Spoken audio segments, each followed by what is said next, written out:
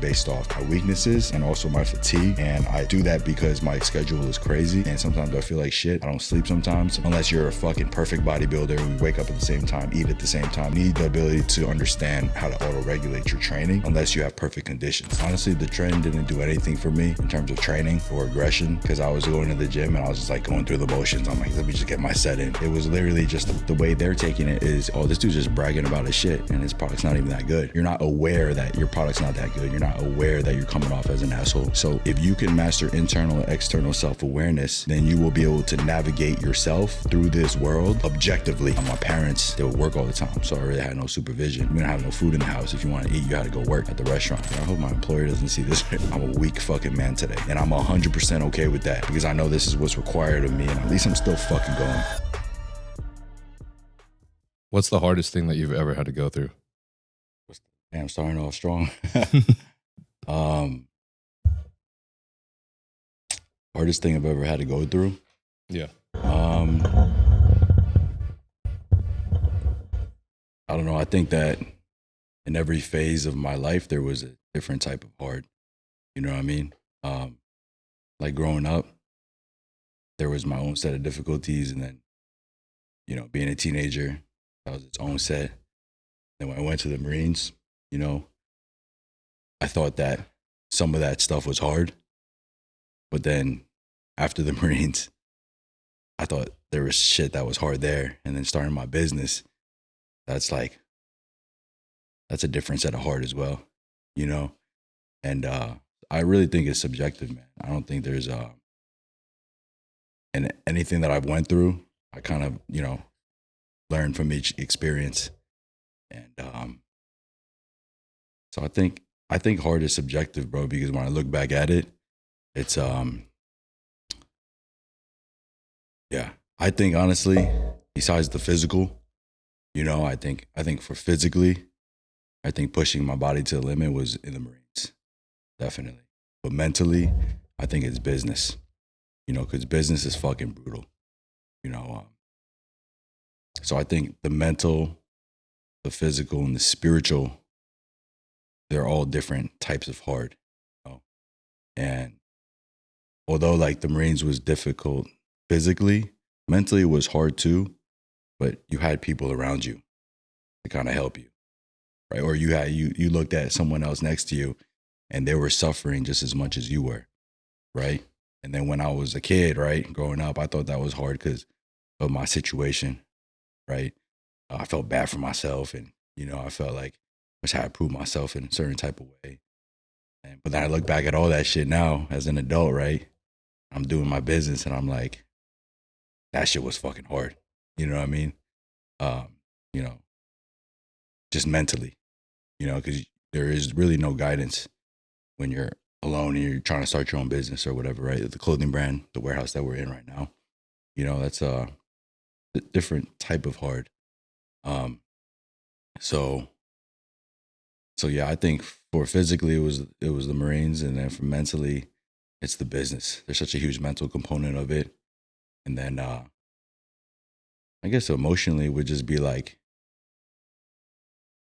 I guess relationships and stuff, right? Past. But I don't know, man. I feel like I've gotten to a point where hard is just like everything can be broken down into the next step, right? So whatever I'm doing now, it's just there is a task that you can do to knock down to put another brick on it, or there's always the next step that you can take, and that step is sometimes a very small step that can move you forward. So when you break things down to like the smallest component, nothing is really hard. You just need the knowledge and then the willpower to be able to do it, right? So that's what I think about when you say, what's the hardest thing you've had to do? And that's kind of how I frame it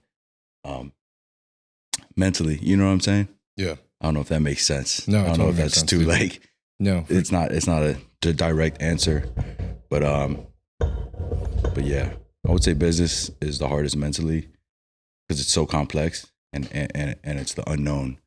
And then probably the Marines physically was the most difficult. And I wouldn't even say like training and bodybuilding is difficult because it's something I enjoy and I'm doing it willingly, right? I think when you're doing something unwillingly, that's when it's difficult because there's that mental component that goes into it, right?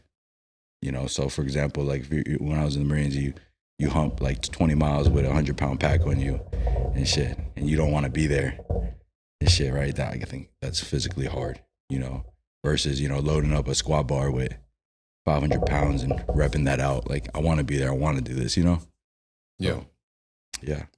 It's cool that you say that because I just had this conversation with a few people.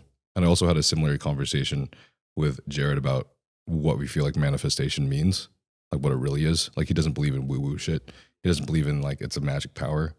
It's it changes in small ways your behavior over time and how you act and how you attack the problem and actually like believing that you're going to get there in ways that sometimes we can't fully comprehend. Yeah. It changes who you are slowly until you become that person. And I think something that I've had to remind myself constantly over the course of this last year specifically has my feelings will change up and down a lot.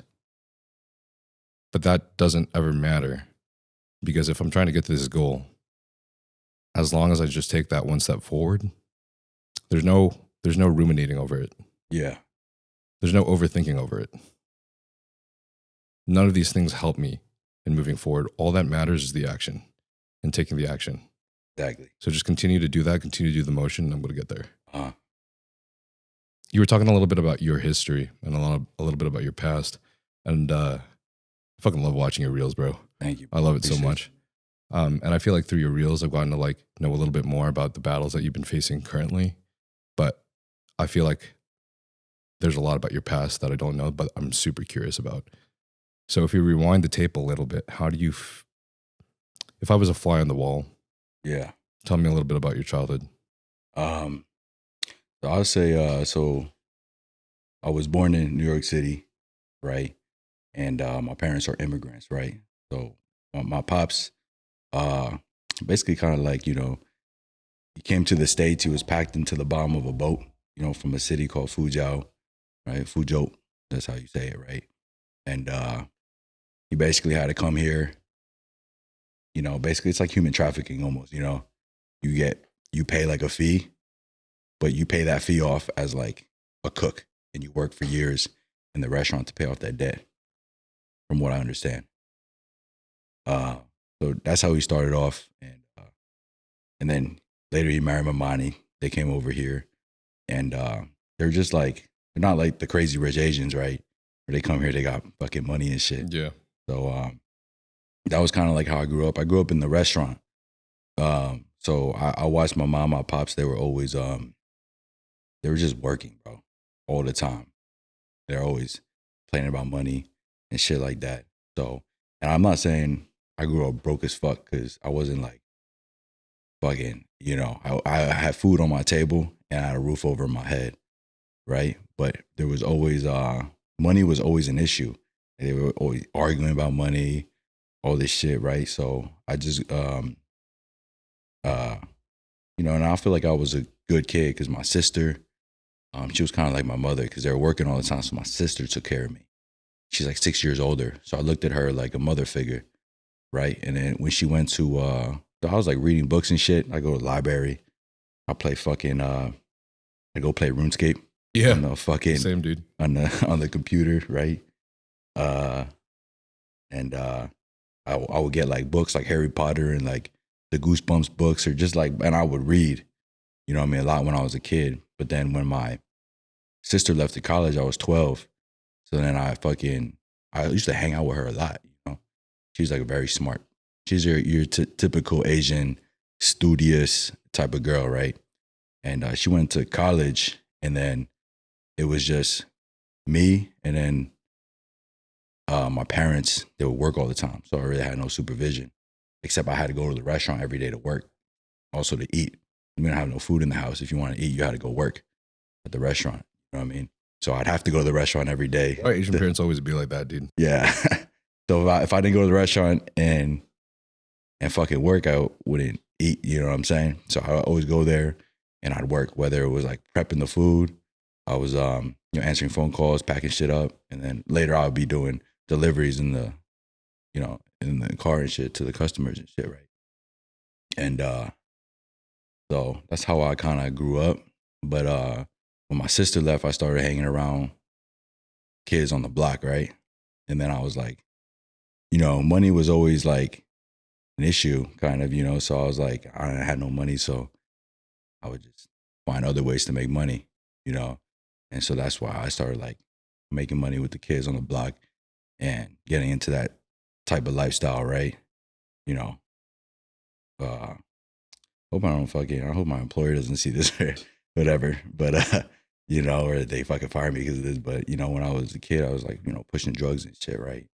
So just selling weed because I was smoking, right? At a young age, I started smoking when I was 12, right? I'd go down the block to my homie Jack's crib, and we go to his crib and we fucking be smoking, and it was weird because like his mom would walk in, and I'd be hitting the Grav. You know what a Grav is? It's like a 2-liter bottle you put in a thing, and you fucking really you got a ratchet piece in there.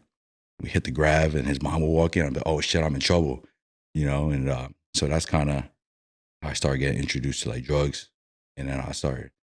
If I want more weed, I gotta sell this shit. So I started pushing my own weed and shit like that, right? Which in New York at that time, was almost 20 years ago, right? When I was 12, I'm 30 now, right? 18 years ago, that shit was very illegal. It's not like California now, right? I was like, weed, and I started pushing other shit like Molly, Coke, and pills like Xanax, shit like that. I wasn't like a high level drug dealer, but I was bringing in enough money where I could buy shoes, buy clothes. I had like a diamond watch, and I was spending money on some dumb shit, right? I was always kind of like, on the hustle shit, right? So that's like my mentality growing up. It's like, okay, I got to make money. I have to, and then I was a kid too. I wanted to look cool.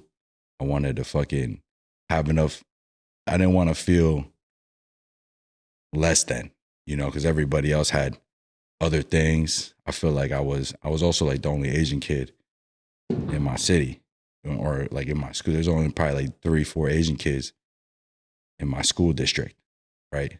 So I always felt like I had to prove myself, whether it's like, so yeah, I think that's like my background, bro. Like where everything kind of started, and I was kind of going south, bro. I mean, I had got arrested when I was 17, and I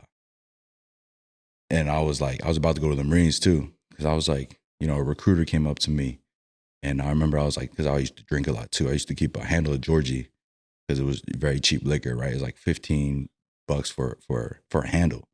I keep it in my locker and I sip on it and shit between classes and shit. Skipping class, I was walking through the hallways and there was like a Marine recruiter there. And he's like, oh, what are you doing after high school and shit, right? And I told him, I don't really know, but I knew what I was going to do. I was going to fucking keep trapping. I was going to fucking, like my plan was to, my vision, right? I talk a lot about vision in my fucking videos, right? But my vision when I was a kid was, all right, I know fucking D, he's a trapper. You know what I'm saying? We're going to have a little trap house together and we're just going to expand our little business and we're going to do that.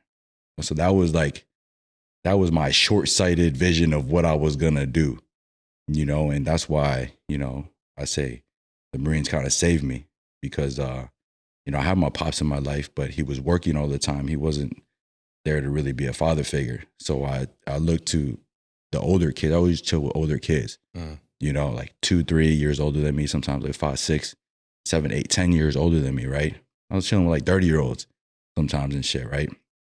And so that was like my vision of the future. And like looking back at it, I'm like, dude, you're a fucking idiot, bro.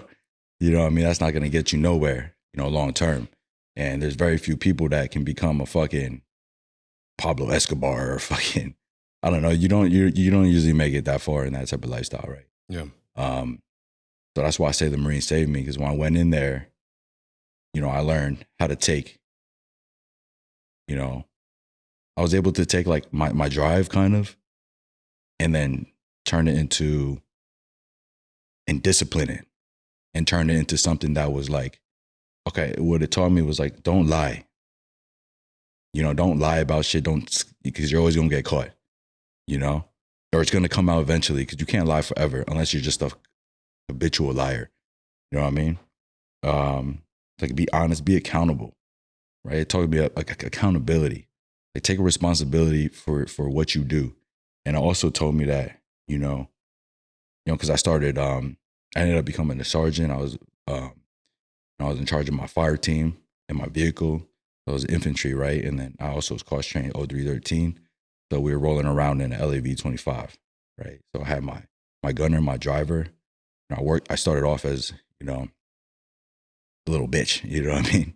You start off as a driver, you know what I mean? And then you work your way up to a gunner and then vehicle commander. So in the 0313, which is mechanized infantry, basically, right? Light armored recon. And then I had my fire team in the back too, which was just 3 to 4 riflemen, you know what I mean? And we do, so that taught me you're not only accountable for yourself, but you're also accountable for your people. Because if your boy fucks up or something happens, it's your fault. It's not his fault, it's my fault.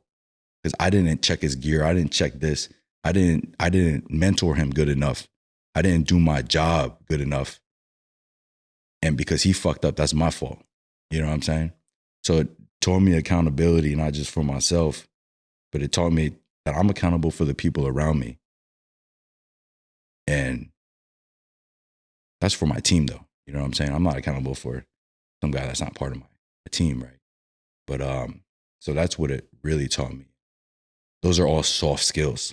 Right? It wasn't a hard skill. I mean, the hard skill of being an infantryman, like that's not very applicable to the real world in terms of a job besides bodyguard, police officer, SWAT team, right? There's not really much you can do with infantry.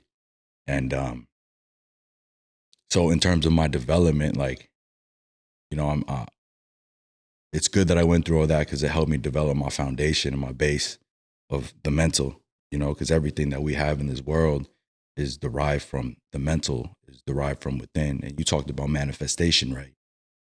All manifestation is a thought. It's a neuron to neuron electrical transmission in your brain. It's a thought, and with that, right, a thought can manifest into a business, can manifest into a pro bodybuilder, can manifest into whether you have good relationships or bad relationships. Everything about the external world is created through within. So this is why, like, the mental is the most important thing. But that mental comes from your development, right? But not, two people are not the same. You could have went through the same things that I went through, or there's a million people that went through the Marines with me and maybe they had committed suicide, or maybe they fucking are homeless now, or maybe they went through, same situation and they became drug addicts, or they're just a trapper, right? So it's really, you have these experiences, and then it's how do you take that data? How do you take that information? And how do you reflect inwardly enough to extrapolate that data? And what does that tell you about yourself? So it's really like, it's almost like overthinking, right? But it's like you're looking within and like, how did you feel about this? And why did you feel this way about this? Why did that happen? And why did I react to it that way? And why did I react to it that way subconsciously? What is the deeper thing inside of me that triggered me to react like that? And what was the outcome of that? And if I would have reacted differently, what would be a better outcome? So I think those are part of the mental that a lot of people, they don't really think about because they just kind of live day to day, right? But I think if you take your time and you're able to process your past a little bit, you can really figure out who you are, like who is Niall. And I'm pretty sure, through this podcast and as you've grown, you've probably been able to self-reflect on the shit that's happened to you in the past and how that has, your perception of what happened, not in the moment, but now you look back 5-10 years later, like, oh man, I was a fucking idiot. Like shit that I did in the Marines, bro. I'm like, you're a fucking idiot. Why did you do that?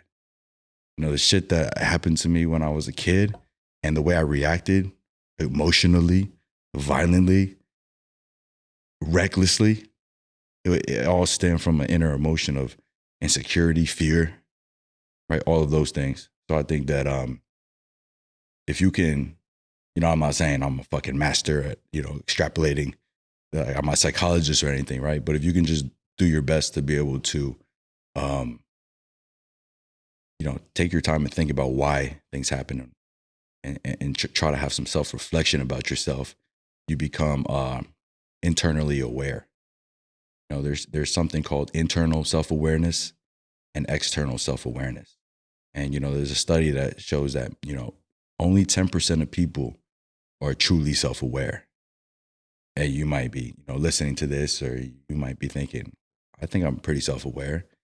So then you got to ask yourself, what is self-awareness, right?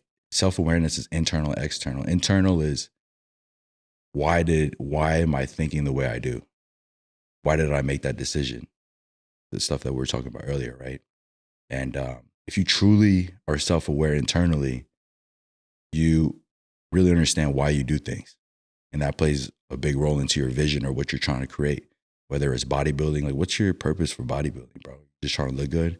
You're trying to get validation from other people, you know? And if it is just a materialistic, superficial thing, that's okay. But you have to understand why you're doing it.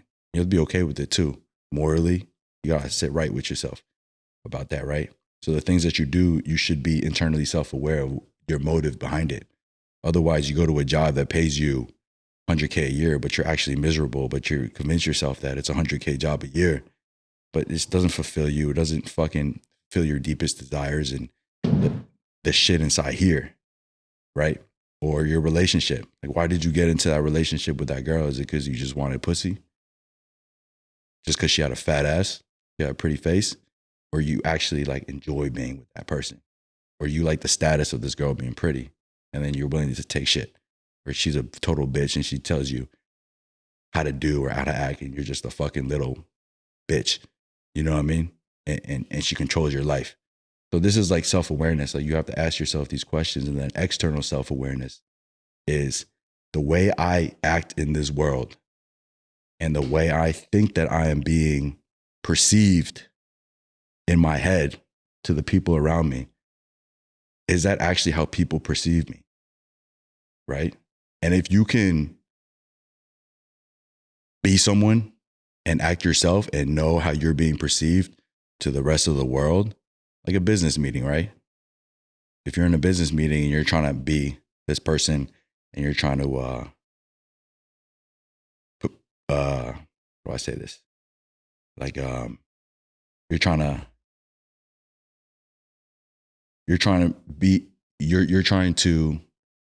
let's say you're in a business meeting and you're trying to be like, this is my product, this is why it's good, and this is why it's going to benefit your company, and this is how you think you're coming off. But really, the people that are listening to you, the way they're taking it is, oh, this dude's just bragging about his shit and his product's not even that good. You know, you're not aware that your product's not that good. You're not aware that you're coming off as an asshole, right? So if you can master internal and external self-awareness, then you will be able to navigate yourself through this world objectively, almost, because you are now in alignment with reality, because you have control over yourself, number one.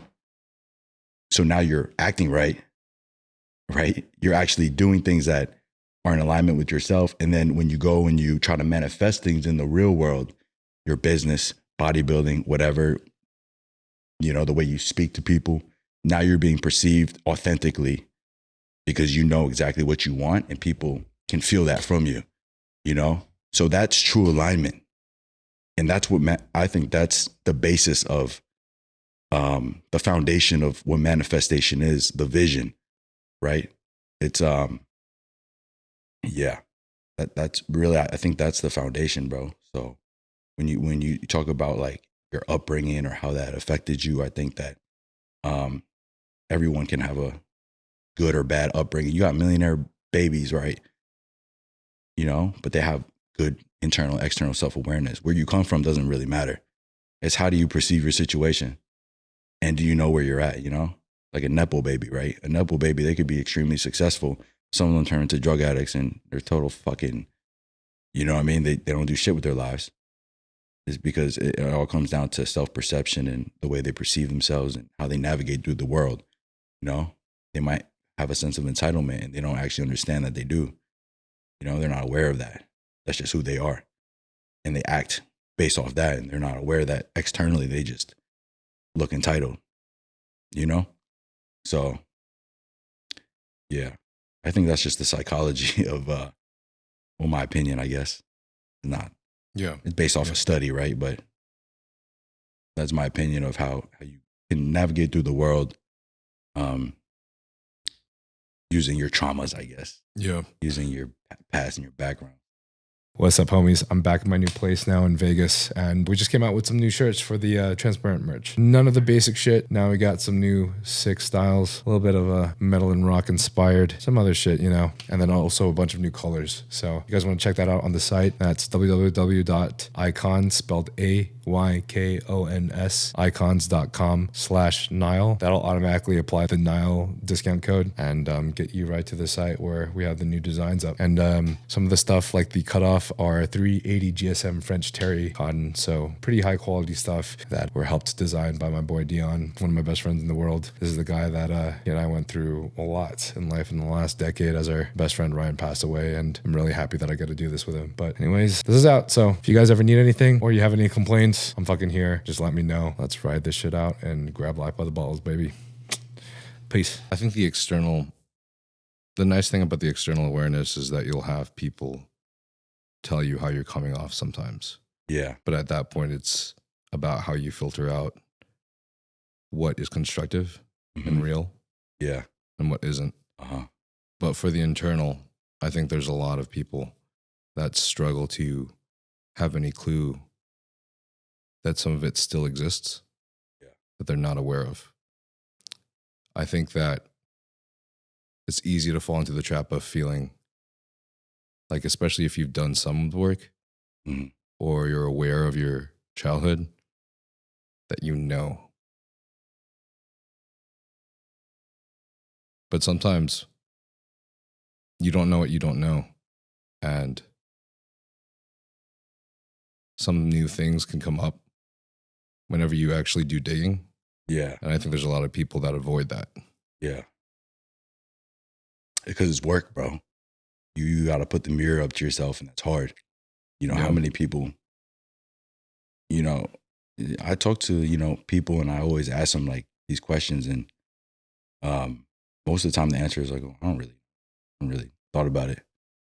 You know what I'm saying? These people just live day to day. Yeah. And they don't really try to dig deep because it's disgusting sometimes, bro. It's hard to look inwardly and be like, wow, I'm not the person that I think that I am, because our ego gets in the way, right? Our fucking pride gets in the way, and all that shit just clouds the end goal, which is your vision, right? But not everybody is a visionary. Not everybody has a big goal to do something massive, right? And that's okay, bro. You know what I mean? You don't need to, but I think it's just beneficial to just understand that way you can at least get what you want out of life, right? That's what everybody's trying to do. Yeah. Just get what they want, try to be happy, try to feel fulfilled. Right? So I think it's just an important concept to have. Yeah. Or a tool. It's a tool, basically. Not to get too deep, bro. Yeah. My friend Nathan makes a joke with me. Actually, he made this joke like last time I was in Austin. He's like, yeah, dude, sometimes when you're just hanging out with Nile, you just have to turn up the frequency a little bit. Because apparently I don't know how to do small talk very well. I feel you, bro. Like, but that's the thing too. Small talk is beneficial. Like, why is it beneficial, right? It opens the door. Something that I suck at, you know. Not about my business. I don't really give a fuck about it. Yeah. Why are we talking about this? It doesn't, but yeah, that's another thing. That's also external, right? It's like, if you get good at small talk, then you can kind of have that little key that kind of starts opening up somebody else. So they can, you know, open up to you. And maybe because it could be for business, right? Maybe that person does have something valuable to add. They just never don't feel comfortable talking to you about it. Yeah. That's why small talk is important. But like I said, like you said, right? Small talk can definitely sound like just a bunch of shit. Like some wasting your fucking time, you know? Yeah. I'm not afraid to tell a little bit of my story and open the door, because even though it does create a sense of vulnerability and sets me up as a target sometimes, like I'll have comments that will literally target about something that I've opened up about my personal life, or people that want to dig into my personal life for reasons.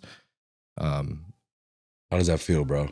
It gets a little annoying sometimes. Yeah. But you just kind of get used to it. Yeah. Plus, it has nothing to do with my purpose. And the purpose for me ever doing this is it opens the door for me to connect with so many other people. And I have been able to through it.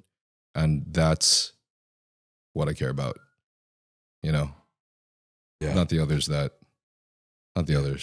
So, one journey, for example, that I have been going through, and I would love to hear your input too, because I feel like we have a totally different story, but there's a lot of things that align, I think, in terms of like why we strive for greater, and also just like growing up under the kind of Asian parents that we had, under an area that was predominantly not of our ethnic group.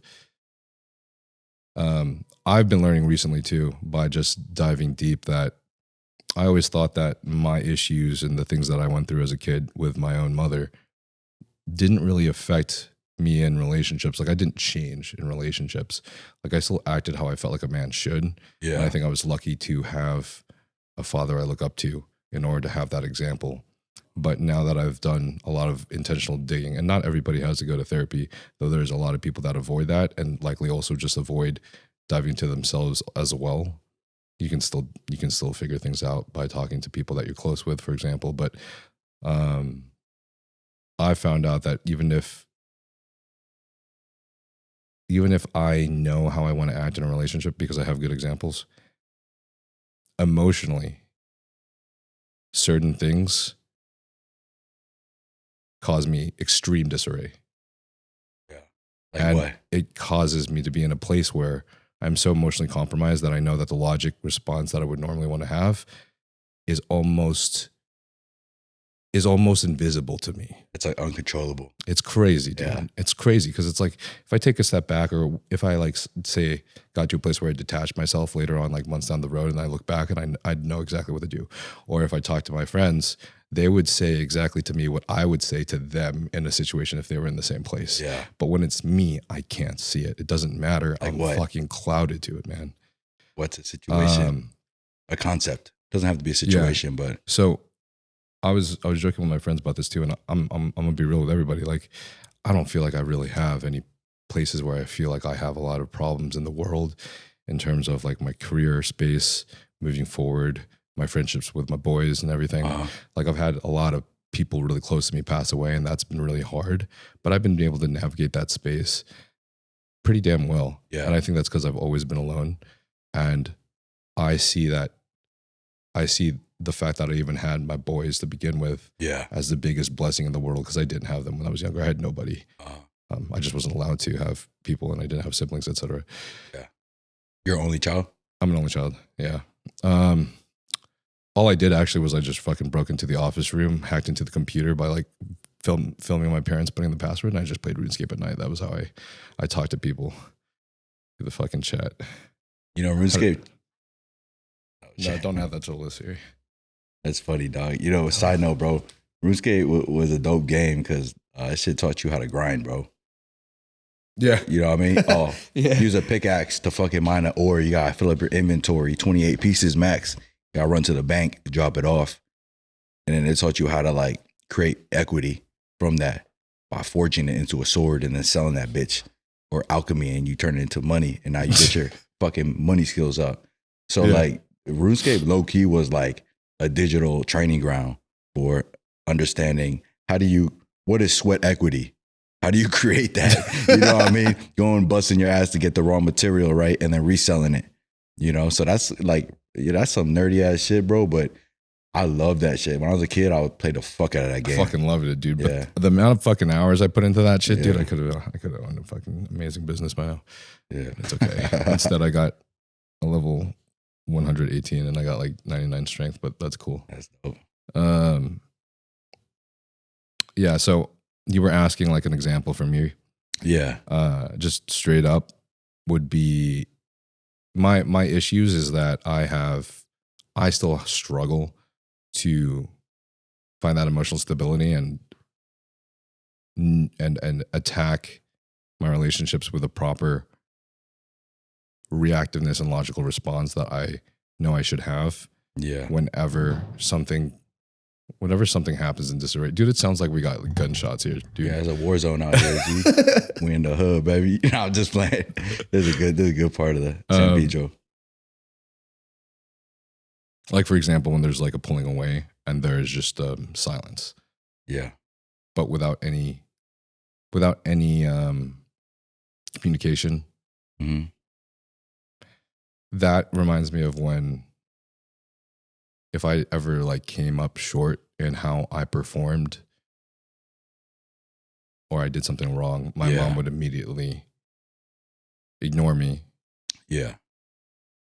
Maybe tell me that she hated me or just tell me to find a new family and not talk to me. And this kind of continued for a majority of my childhood. And I've noticed a mother that wound. Those emotions have stayed with me. Whenever I'm in a normal relationship, if that happens, yeah, I care more than the average person because it stings. It stings like a knife in my back. And yeah, I've been good at still acting how I want to, but it doesn't change how I feel inside. Yeah. And that cripples me. Of course. Which is the part that all of this work is for, right? Is me relieving myself of that, continuously having that awareness, but also make sure I'm doing the processing that's required too. How's your selection with women in terms of like when you filter them out, right? Is it yeah, because I think it's amazing that you're doing the work, bro. You know what I'm saying? But sometimes how's your selection of women in terms of like their characteristic traits, right? Because I think that you can fix yourself all you want, but we are a work in progress. We are not perfect people. There's something deeply broken inside of me. You know what I'm saying?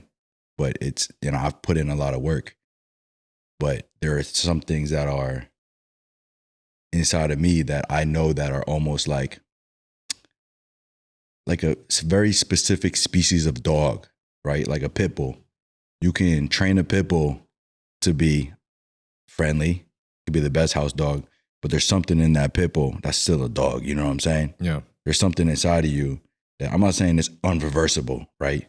But I'm saying that there's always going to be a part of you because you were raised like that, dog. It's almost like genetic imprinting, but it's just from the way you were brought up, right? Like 50 Cent can't take the hood out of 50 Cent because that's just the way he was programmed. And Mike Tyson can't take the fucking Tyson out of him because that's just who the fuck he is, right? And you can,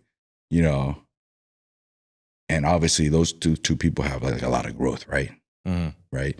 But there's still something, no matter how much therapy you do, maybe those aren't the best examples. I'm just saying, right? But or even like a veteran, right? Let's say a veteran, right, who's been through war and been through trauma, that you could go to all the therapy and you have fucking PTSD and shit. And or an alcoholic, right? They say that once you're alcoholic, you're always an alcoholic, right? So there's a part of us that like sticks with us. Like we are a living human being with scars. We carry our scars, and the scars heal, but they still there, bro. You know what I'm saying? You always gonna have that with you. So when I say your selection of partner, right, it matters. Yep. Because if you identify a certain trait with the woman that you are with, and the most important thing is communication. Like, look, baby, this is how you made me feel about this, and this is how I handle it. And if they are not open to growth and they're not willing to learn and they're not willing to understand you in that aspect, not saying they have to bend over backwards for you because you still need to meet them halfway. That's the work that you're doing, right? But for her, you need to make sure that when you're selecting the woman, that she is open to understanding who you are and why you act the way that you do. That way she can help you.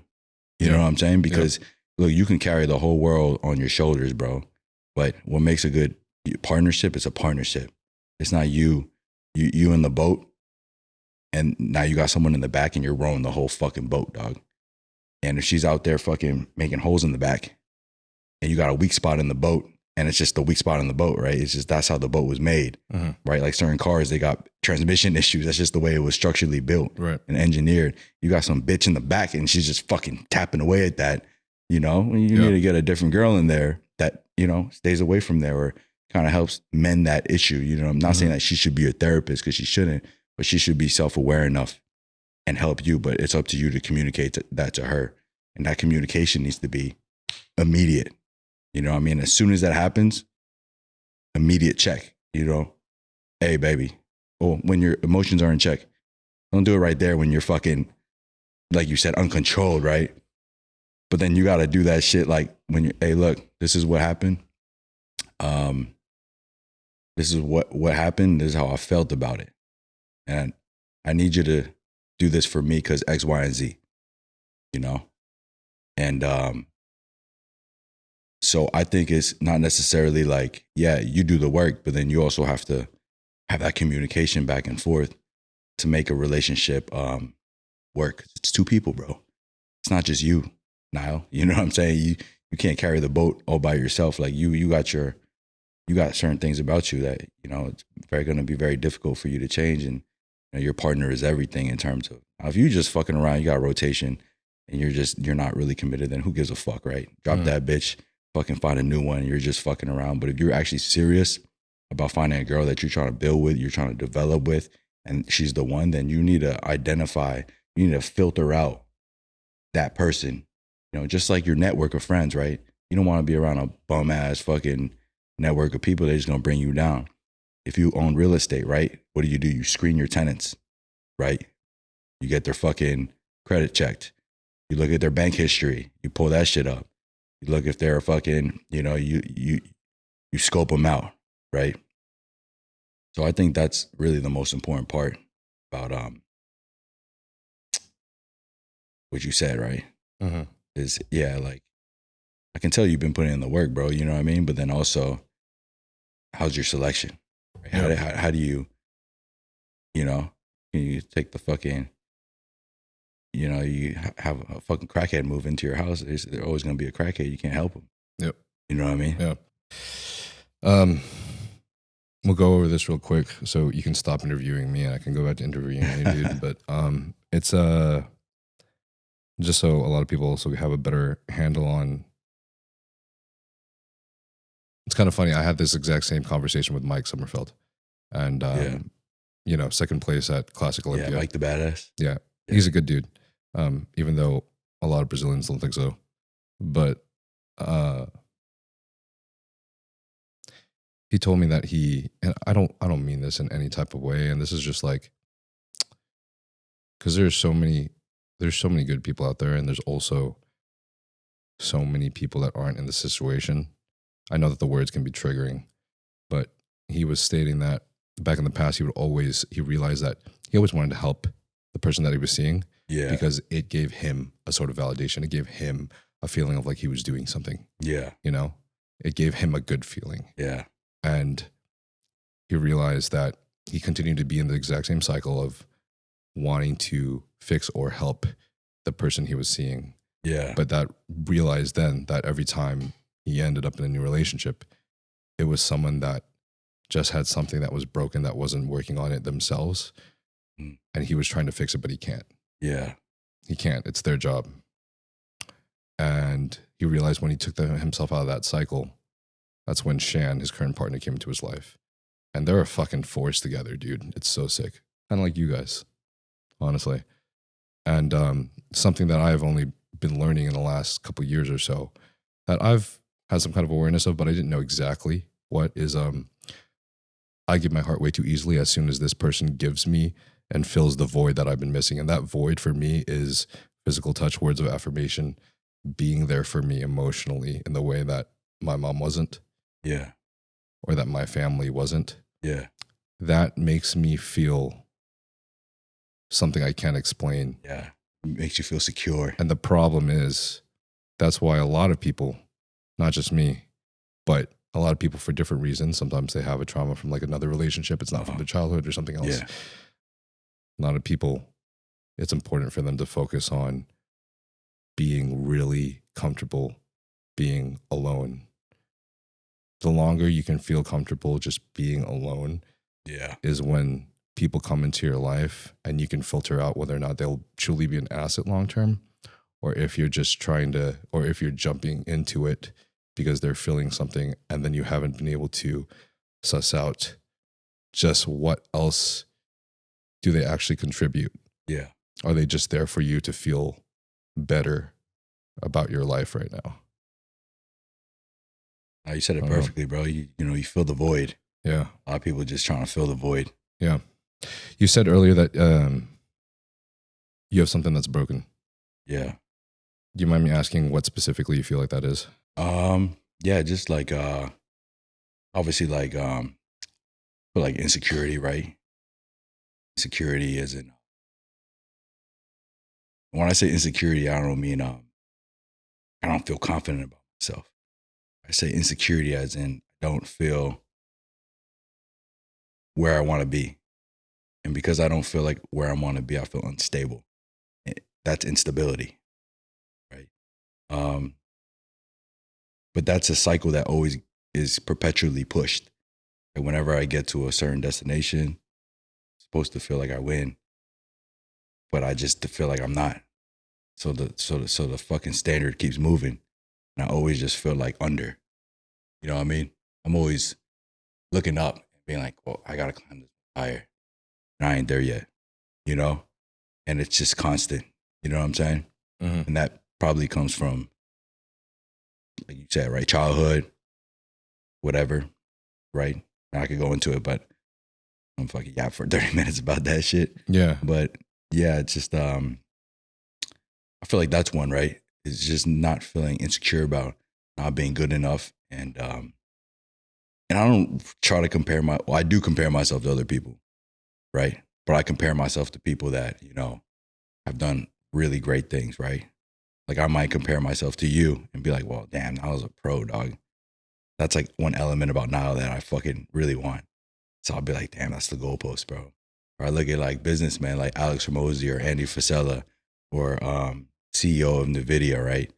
And how they operate. I'm like, damn, these motherfuckers are killers, dog. I want to be like that in business.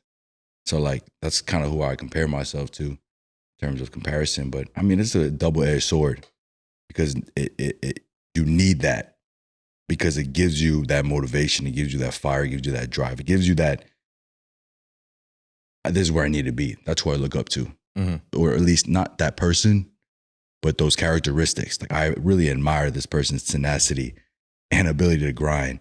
Where I look at fucking, you know, fucking pro bodybuilders and I'm like, damn, they've been fucking on point with their diet and training for X amount of years. And I'm trying to get like that, man. You know what I mean? But then it also creates this feeling of, you know, like we were talking, me and Jared were talking about this earlier before he left, right? It's just like trying to be grateful for what the fuck I just did right now. And so that's something I struggle with too, right? Like trying to be in the present moment, try to be grateful. You know, my girl's sitting right there and, you know, I tell her, I have this conversation with her every other day, almost every day. Just want to talk about communication, right? And I understand, and I see it in myself. I feel it, bro. I feel myself just being, all right, I got to do this, got to do that. And then, you know, some days like the days are slipping because it's like I'm so focused on tomorrow or the next day that right now it's hard for me to cherish. So that's something I've been trying to like work on a little more. And I'm trying to structure my life is very systematic in the way I plan things. Obviously, my vlogs, maybe you don't see that, but everything I do, there's a purpose for it. Mm-hmm. So I'm trying to squeeze in, okay, all right, baby, when I leave the oil field, I've been trying to plan to leave the oil field now, you know, get my shit set up. I'm like, all right, baby, we can plan a date night once a week. Every 2 hours, I'm going to time block this time so we can spend together. So I try to like do things to try to be more grateful and stuff, but it's hard, bro. You know what I mean? It's almost like you said, right? Like the issues with your mother, right? It's like hardwired into you. Right? So those are the things that you know, I feel like maybe I struggle with too, you know. And I think I used to struggle a lot too with judgment too, like people judging me and shit. But honestly, with the social media shit I started posting, it just gave me a lot of perspective. Yeah. Like people don't know what the fuck they're talking about. They Yeah. don't know my life, and I'm fully secure, and I can talk about my life now through my vlogs and shit. And like, dude, I feel like shit working, and I'm tired, and I'm that. And like you said, like you say shit that what did you say earlier? That you feel like feel compromised, feel like vulnerable, right? Mm. But it's not vulnerability if I'm okay with it. If I tell you that I'm weak, I'm okay with it because I know for myself that this is my standard. I'm weak and I'm trying to be strong in this specific aspect. Like when I was on prep, I felt weak. I felt mentally weak. I felt physically weak. I felt like I was just trying to get through the next day, going to the oil field, trying to fucking do my fucking hour and a half of cardio, train, run my business. I felt weak, dog. I felt like I wasn't going to fucking barely make it through the day. You know, but I'm okay with that. I'm okay with being like, I'm weak today. I'm a weak fucking man today. Yeah. And I'm 100% okay with that because I know this is what's required of me. And at least I'm still fucking going. At least I'm fucking still, at least I did this much for the day. And I'm doing everything that I can. But I'm weak right now, dog. I'm not strong today, you know? And I'm secure in the fact that I'm weak. I'm secure in the fact that I'm Asian. I'm secure in the fact that I'm fucking this tall. I'm secure in the fact that I'm fucking not able to squat this much. You know, we put so much value on symbols of strength, and we try to like portray that all the time. It's exhausting, bro. Just be who you are in that moment and accept that. If you're fucking weak, accept it. If you're dumb, accept it. I just need to work a little bit more to get a little more smart, educated in this field, right? You know, like, and I think that's how you really become secure and confident, is accepting your weakness, you know.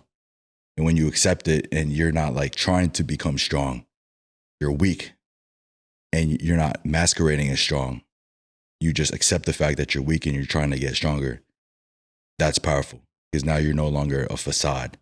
Now you're no longer, you know, masquerading as somebody that you're really not. Yep. And that's kind of when it goes back to, you know, external self-awareness. Does the world see you as strong? You know, but then you also have to think about internal self-awareness too. It's like, okay, I'm weak right now, but I'm okay with that. You know? That's the difference between just striving for more and insecurity is acceptance.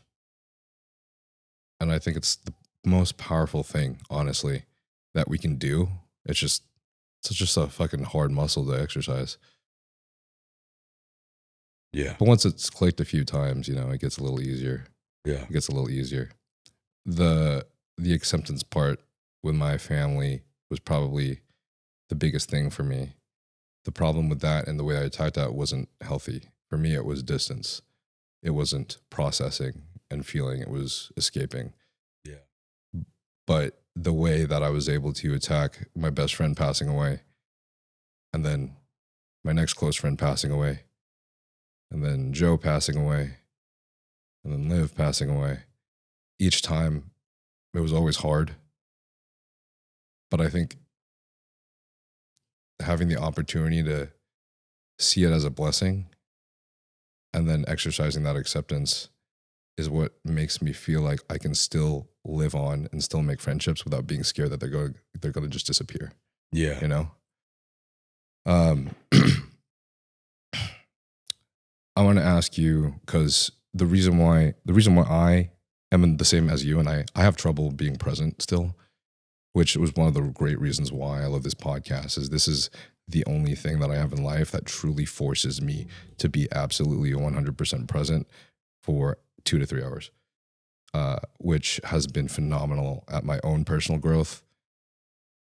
So I do this for selfish reasons as well. Yeah. You know? Was the expectations of my Asian family. Yeah. And then living in a place that was predominantly white, where people looked down on me at the time because of who I was, because I was Asian and fat.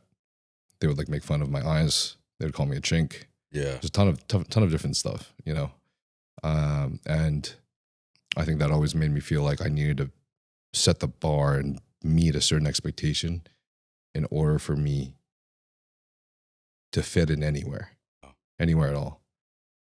And I think that carries on. And even like when I'm just hanging out with friends, I have that little feeling of like, damn, I need to work harder. Yeah. I need to be doing something more productive, even when really for my health and my future, I should actually take this time to just be present. You know, what do you feel like drives you? In a similar circumstance, being different. I always say I kind of had like a similar experience too, with being the only Asian dude in my whole fucking city and shit, But like I had to be more tough and shit like that, right? But like I had to be like X, Y, and Z. But I don't know, bro. I don't really look at race anymore, bro, like at all. Yeah. I think that was more like a kid thing, because as I went out into the real world, whether it was the Marines or like the workforce, people are always gonna look at you different, bro. Like sometimes people make fun of the way I talk. Sometimes people, maybe you're jacked, right? So people treat you different, right? There's always gonna be something that singles you out if you're different. Yeah. And obviously internally it may not make you feel good. But I think that for me is like accepting that I am different. You know what I'm saying? Accepting that like fuck, it doesn't fucking matter, bro, because for me it's I always talk about vision, right? Mm-hmm. And the only thing that fucking matters for me is vision. And this is like the life that I want to build for myself. And it's such a selfish fucking thing. And I think you have to be selfish about it, bro. Because when you're selfish about it, then nothing else matters. Your opinion of me doesn't matter. Even at the end of the day, my girl's opinion doesn't matter to me. Because my vision is everything. Where I see myself, right? So I'm not trying to like. So what I'm saying is that when you feel so passionately about something, I know exactly what I want when I'm fucking 70 years old. How I'm gonna die, and how what my legacy is gonna look like, right? I want an estate with like my ashes into a tree, and it's gonna be a huge fucking oak or some shit, or a huge beautiful tree. I haven't decided what tree, but it's gonna be a big ass tree. But that's gonna be a part of me. You know what I mean? And it's gonna be an estate, and it's gonna be legacy for my children, my grandchildren, and everything's gonna be in a trust. So that way I can be able to kind of control, all right, if I can help you out, you gotta do X, Y, and Z, and what we can do is disperse you some money so I can help you out a bit. And that will be long written after I'm dead, you know what I'm saying? Mm-hmm. And I have a vision for a nonprofit where I help people that are in underprivileged communities or even overprivileged communities. It doesn't fucking matter. Anybody that needs help with learning finances, getting your physical shape in place, whether it's a spiritual thing, right? I want to do that to be able to give back once I've acquired enough, funds, right? I want to be able to live a certain lifestyle when I'm 40, right? I want to live in this area with this car. I just like that fucking car, right? And I want to have my girl with me. I want to have my children, and I want to be wise enough and developed enough financially, spiritually, physically, where I could teach my children about all that shit. And I've had the experience so I can be, well versed in everything. So I can give my kid the best possible outcome. And I would have went through the trials and tribulations myself. So I can actually educate them on it and not just say, this is what you should do because that's what you're supposed to do. You know what I mean? And I want my company to grow to X amount. And I want my body to look this certain way because this is how I decided to sculpt it. And I know how to do it, right? And those are the things that I value over everything else. And I want my parents to be fucking retired and not working at the restaurant no more. Yeah. They work fucking 12-hour, 13, 14 hours a day, every day, except for Thanksgiving, bro. You know what I'm saying? You think working the oil field 12 hours is a lot. Like, bro, they've been doing that shit for decades. You know what I'm saying? I don't want them to work no more, bro. You know what I'm saying? I have my issues with my fucking family and shit. I don't see eye to eye to them.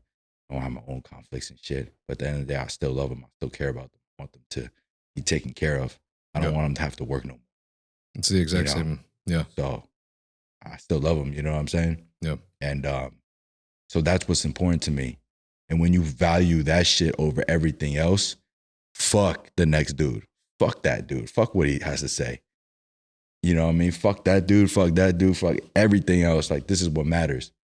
And when you focus on your vision and you're a fucking half-wit decent person, you know, and you're successful, you know, money just makes you more of who you are. I've been able to give back more. You know, I'm not successful by any means. You know what I'm saying? I'm not financially successful, you know, on a grand scale. Stable, right? Been able to build that for myself. But because I have a little bit more now, I can give back. Like my team member, David, I fucking was able to raise this fucking income weekly ×4. You know, and I pay him more than what we can afford right now because I invest in him. And I make sure he's taken care of. And my girl, I make sure that she's taken care of. You know, and later I'll take care of my mom, my pops. You know what I mean? And later I'll have a nonprofit to take care of other people. Maybe when I fucking open up, you know, I'll be able to donate and do things that I would really give a fuck about. Have seminars, free seminars for people and stuff like that, right? I'm able to help a lot more people. And just like you with your podcast, right? You've helping fucking tens of thousands, hundreds of thousands of people that watch your shit, you know, even if it's a small little thing. And when you focus on your vision and you focus on what you're passionate about, you know, your cup becomes full. And when your cup becomes full, it overflows, and it's either you can take it and keep it all for yourself, but it feels better to give it out, give it to people. Because guess what? It overflows and it ends up fucking pouring karma. You know what I'm saying? It's going to come back to you. And I know some people don't believe in that foo-foo fucking magic shit, right? Whatever you call it. But I truly believe in that. Like, you do good things for people and that energy will come back to you. Because what is money, bro? Money is just a transfer of energy. That's all it is. Money is just a physical idea. It's just saying, I give you value and you give me some money, which is also value. So if I give you value, you know what I'm saying? Goodwill, and you direct it in the right places, that goodwill comes back. Yeah. You know what I'm saying? Yeah. So that's how I think about it on a large scale. So I've gotten to the point where now, the fear of judgment is not really an issue because I think about what's the bigger picture. And if some motherfucker on the internet is laughing at me for X, Y, and Z, they don't even know what the fuck I'm going to do, bro. They don't know what I'm working toward. They don't see the big picture. You know, I see some comments. I think some comments that do bug me is like, I think there's one comment that said, you don't even take your girl out. X, Y, and Z. You know what I'm saying? You don't fucking have no time off to enjoy your life. You're going to do X, Y, and Z. Like, you don't know my vision. You don't know my plan. You don't know the conversations that me and my girl have every day. Baby, this is what we're going to do. This is what we're going to build. This is why we're doing it. Just a little more sacrifice. You know what I'm saying? We're going to do this. So that way this can happen, you know? It won't happen to your parents. I'm not trying to bring her family stuff into it, but, you know, it's going to happen to your mom when she gets to a certain age. Still, you don't make enough money to be able to retire herself. We're going to take care of her. This is why we need to work hard now. Yeah. You motherfuckers, you're not even thinking about that shit. Yeah. You know what I mean? So when you think about the bigger picture, the little things become insignificant. Mm-hmm. And it allows you to execute at a higher level because you're not overthinking about what fucking this motherfucker's saying. We don't know jack shit about what your vision is. Mm-hmm. You know? I think that's important, bro. I think it's really important. I think you stay oriented on that and the noise just becomes gone and you see the road in front of you because everybody else is just in the peripheral. You know what I'm saying? It's like you walking down the road and you got people yelling at you, but as long as you walk forward and you hit that finish line, all that shit is gone. You know, it never mattered in the first place. You're going to stop every time to turn around and talk to this person, that person, and, you know, that's casting judgment on you and waste your fucking time and energy. That's the most important thing we have in this world is our time and our energy.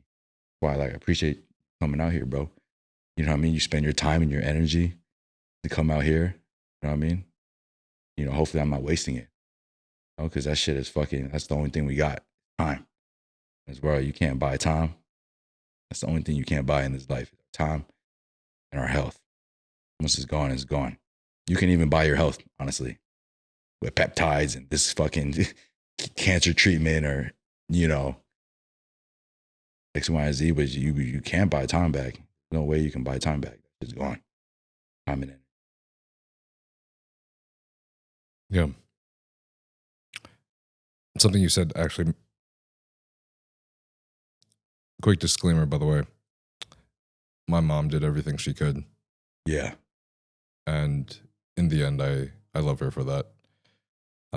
It wasn't a her thing. It was an us thing. Yeah. And that's always how it's going to be. Yeah. You know? She grew up a certain way. And she is who she is. I grew up a different way. And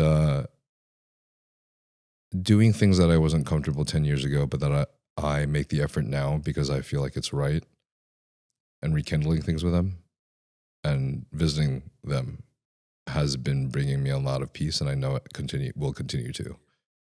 I hope to do the same thing for them as you, and someday be able to give that back as well, you know?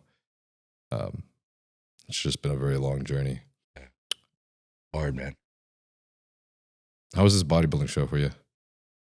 It was good, man. I thought I was gonna fucking felt like shit at the end. Dropped my weight too fast. Well, the cut wasn't going as fast as I wanted to. We should have been cutting calories a little earlier to make it on time. You know what I mean? But ended up won my classic. I won my class in middleweight bodybuilding. I didn't do men's physique. You don't get to do men's physique. Yeah. Well, my legs are pretty decent, so you know what I mean? As no point. And I don't even know how to pose for men's physique. I would never even practice that shit. So a little stirring the pot. What's that? Oh yeah. Shit, yeah. But, I used to do that all the time. Yeah, I did good, man, and it really gave me a lot of drive, bro. Like I fucking when I fucking now I'm just like, okay. Like I said, the next step. What's the next step? Dude, I want to be a pro dog. I think I have what it takes. I got to put in the work though, you know? But honestly, I felt nothing, bro. Like when I was up there, I went to go fucking, I was kind of just, everything just went. It was like a fucking, if you ever have like a grenade fucking blow up and next it's like, or you like shoot a fucking, you know, like a machine gun or some shit and your ear protection falls out. That's what it was. It was like a flashbang or a Call of Duty, right? You know, flashbang. You just, that's like how it was. I was just fucking 30 seconds and then it was over. You know what I mean? But then afterwards, I felt empty, bro. Felt fucking empty for like the deepest emptiness I felt in a while. You know, I was just like, damn. Because I lost the overall, right? And that's like the thing about me. I'm like fucking psycho, dog. I'm like, I lost the fucking overall. That's all I could think about, bro. You know what I mean? Like I won my, but now like, okay, after a few weeks, I'm able to like look back. I'm like, all right, okay, cool. I won my class in classic. I won class in middleweight. I think I have a shot. I just need to put on 10 pounds of mass in the right spots. My hammies, my back thickness. I need to build my delts and my arms a little bit better. A little more upper chest. Really improve my posing. Come in, fucking keep lean on my off season. And I think I have a decent shot. Maybe I won't go pro, but I'll place. You know, top 2, top 3 maybe. You know what I'm saying? Or maybe I'll get lucky. And no big dogs will show up. You know what I mean? Mm-hmm. And so that's kind of where my head's at. You know, late 2027, I'll be qualified still. So I'll probably end up competing in December or September. Probably December if it gives me the most amount of time, you know. Probably in December because it gives me time. But yeah, that's what I'm gonna work toward for the bodybuilding part. And I fucking beginning to fall in love with it, bro. Like in terms of like, and also now like I'm gonna run this off season on my own. Thanks to you. You know, because dude, I've consumed so much fucking bodybuilding content and podcasts, including yours, bro. Like, you bring on so many good fucking people on here, and I'm like a fucking sponge, bro.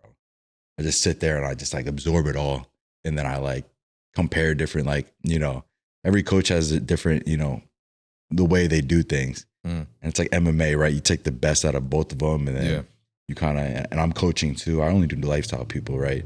But I have a few competitors too, people that want to compete, and they just trust me, and they say, I want you to fucking, I think I have what it takes. I'm like, yeah, but like, obviously I haven't prepped anybody for a show, right? But they want to rock with me, so I might do that, just get that experience as well. And I have a Jarek crew, Yeah. so he's gonna mentor me. Hell yeah. For like once a month, I'm gonna tell him this is my plan, this is what I'm gonna do, this is why I'm doing it, this is what I'm doing for my gut health, this is what I'm doing for recovery, this is how I'm changing my split depending on if I'm working in the field or not, and my workload, stuff like that. This is my training, this is why I'm doing X, Y, and Z. Everything has a purpose, right? So I'll have a mentor, but I'll be kind of self-coaching in terms of the week to week. I told my girl I'm gonna check in with her on WhatsApp, because that's how I do my coaching. Check in with her, and she hold me accountable every week. Hey, send your check-in. That way I send my check-in.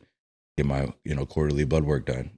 That way I do it, right? Because it's tell him when he's getting too fat. You tell me when I get too fat. Yeah, but I'm good, man. The rebound's been good. I was stepped on stage 183, 185. After the show, I stepped 185. Right, as soon as I went home, I stepped to the Airbnb. I stepped on the scale 185, 192 right now. So I didn't fucking blow it all. I haven't ate any fast food. I did cheat off my plan a few times, but it's like Greek yogurt. I put more Greek yogurt in there. I put more whey protein. I make myself like a whey drip. That's just so gas, dude. Yeah, or I make myself a low carb tortilla, which is like all fiber and then 8 grams of protein, and it like makes me bloated and shit. But then I'm not using Retta or anything like that. I use Retta for my show, Retta afterwards. So it's like, so I definitely feel the effects of hunger, post show, but I'm able to control it, and yeah. So hell yeah. I think I'm gonna be set up. I'll probably post my 2-week post show updates and shit. So I'm looking pretty okay. Not like super fucking shredded and shit, but I'm pretty okay. So you're still filling out this visceral shirt pretty decently, dude. Oh yeah, these are yeah decent. Yeah, when I saw you like come up to the car, I was like, this motherfucker is actually pretty fucking big, dude. I'm pretty okay. I think trying to get gnarly though, bro. Yeah, I want to be up there with the big dogs, Yeah. Obviously, I'm not. I'm just fucking some dude right now. Bro, you just got started, dude. That's a long journey. Yes. Bodybuilding's such a long game, and that's what people tend to forget, especially the younger you are. It's very easy for them to be like, I'm not this big because I haven't been taking gear, but it's not about the dosages. It's about the length of time. Yeah. Doing it right. All right. All of these open bodybuilders that are on the top of the stage have been running gear in their off seasons for so many years. Yeah. But doing it the right way, of course, like try to, manage their health markers at the same time. How long have you been training for? Honestly, we could list out a long list of all the peptides that have helped us. You guys have heard these peptides and these research chems in the podcast maybe a million times. Peptides I've used from APR such as BPC 157 and TB500 for soft tissue healing, retatrutide and other GLPs, mitochondrial support such as SS31, MOTC, 5-amino-1Q, methylene blue, SLU. There's a bunch of others.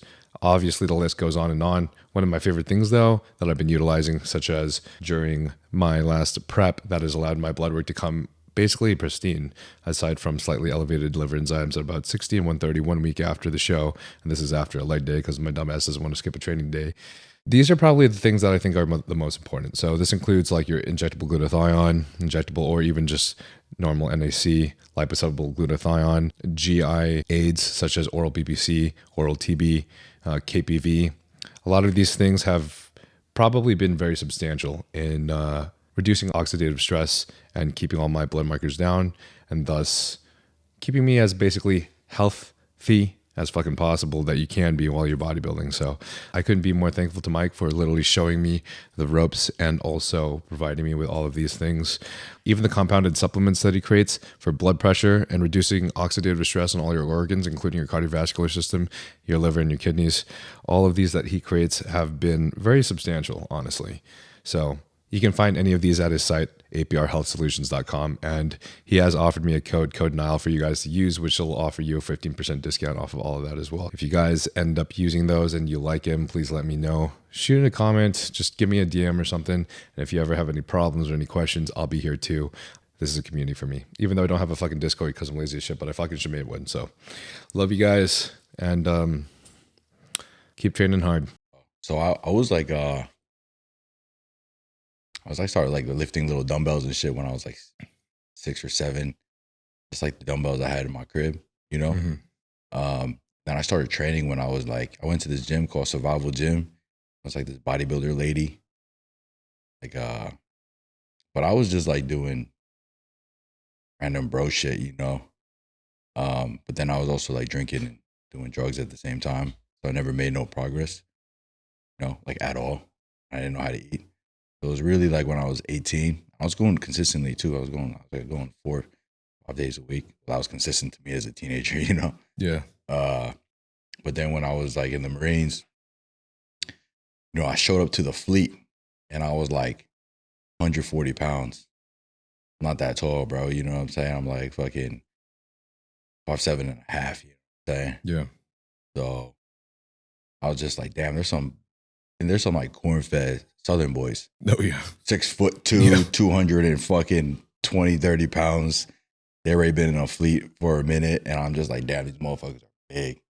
So I was just like, and I was already training a little bit, you know? So I like, as soon as I had access to the base gym, I started training. And it was basically like all power movements, like bench, squat, deadlift, overhead press, weighted pull-ups, weighted dips. Then I would do my bodybuilding accessories afterwards and shit. So it was very heavily powerlifting based. But then you can only get so big in the Marines because then you go out and you'd be on deployment, or you'd be eating MREs for like a month straight, which is like, if you actually looked at the macros on MRE, they're fucking terrible. You know what I mean? And it's all preserved food. So like, it just sits in your gut. And I would like have like an ammo can or like a band or rocks in the field that you lift, you know, or try to get a workout in some way. Or in deployment, you just figured out how to push-ups and shit like that, right? So I made some gains, bro. Like I went from 140 all the way up to like 185. But then afterwards I got out, and that's when I did I was on MASH for like fucking 3-4 years. Stan Efferding's vertical diet. Oh, It was like bone broth, Yeah. rice, sweet potato, spinach, carrots, low FODMAP foods. And I was just cooking it in this pressure cooker. And but then I was also eating, like, when I was broke as fuck when I got in the Marines. You know, I was living off of like $300 a month after I paid my rent and shit. So I would just, if I was broke, I was just like, all right, I can't afford ground beef. I'll just do rotisserie chicken. There's a lot of fat in it, you know? So like my diet has, with my income slowly starting to rise up after a little bit, I was able to afford better foods and shit. Cause I mean, bodybuilding was always on my, I was training. I was on like a powerlifting split, my strength training. So I've been kind of training my whole life. That's why I have, like, when I went into my first comp, I had a good foundation. So I guess, like, seriously, I would say, like, since I was 18, but I wasn't able to dial in with my diet a little bit more until I was like 22. But then I wasn't able to afford good food, you know, until I was like 24, 25. You know what I mean?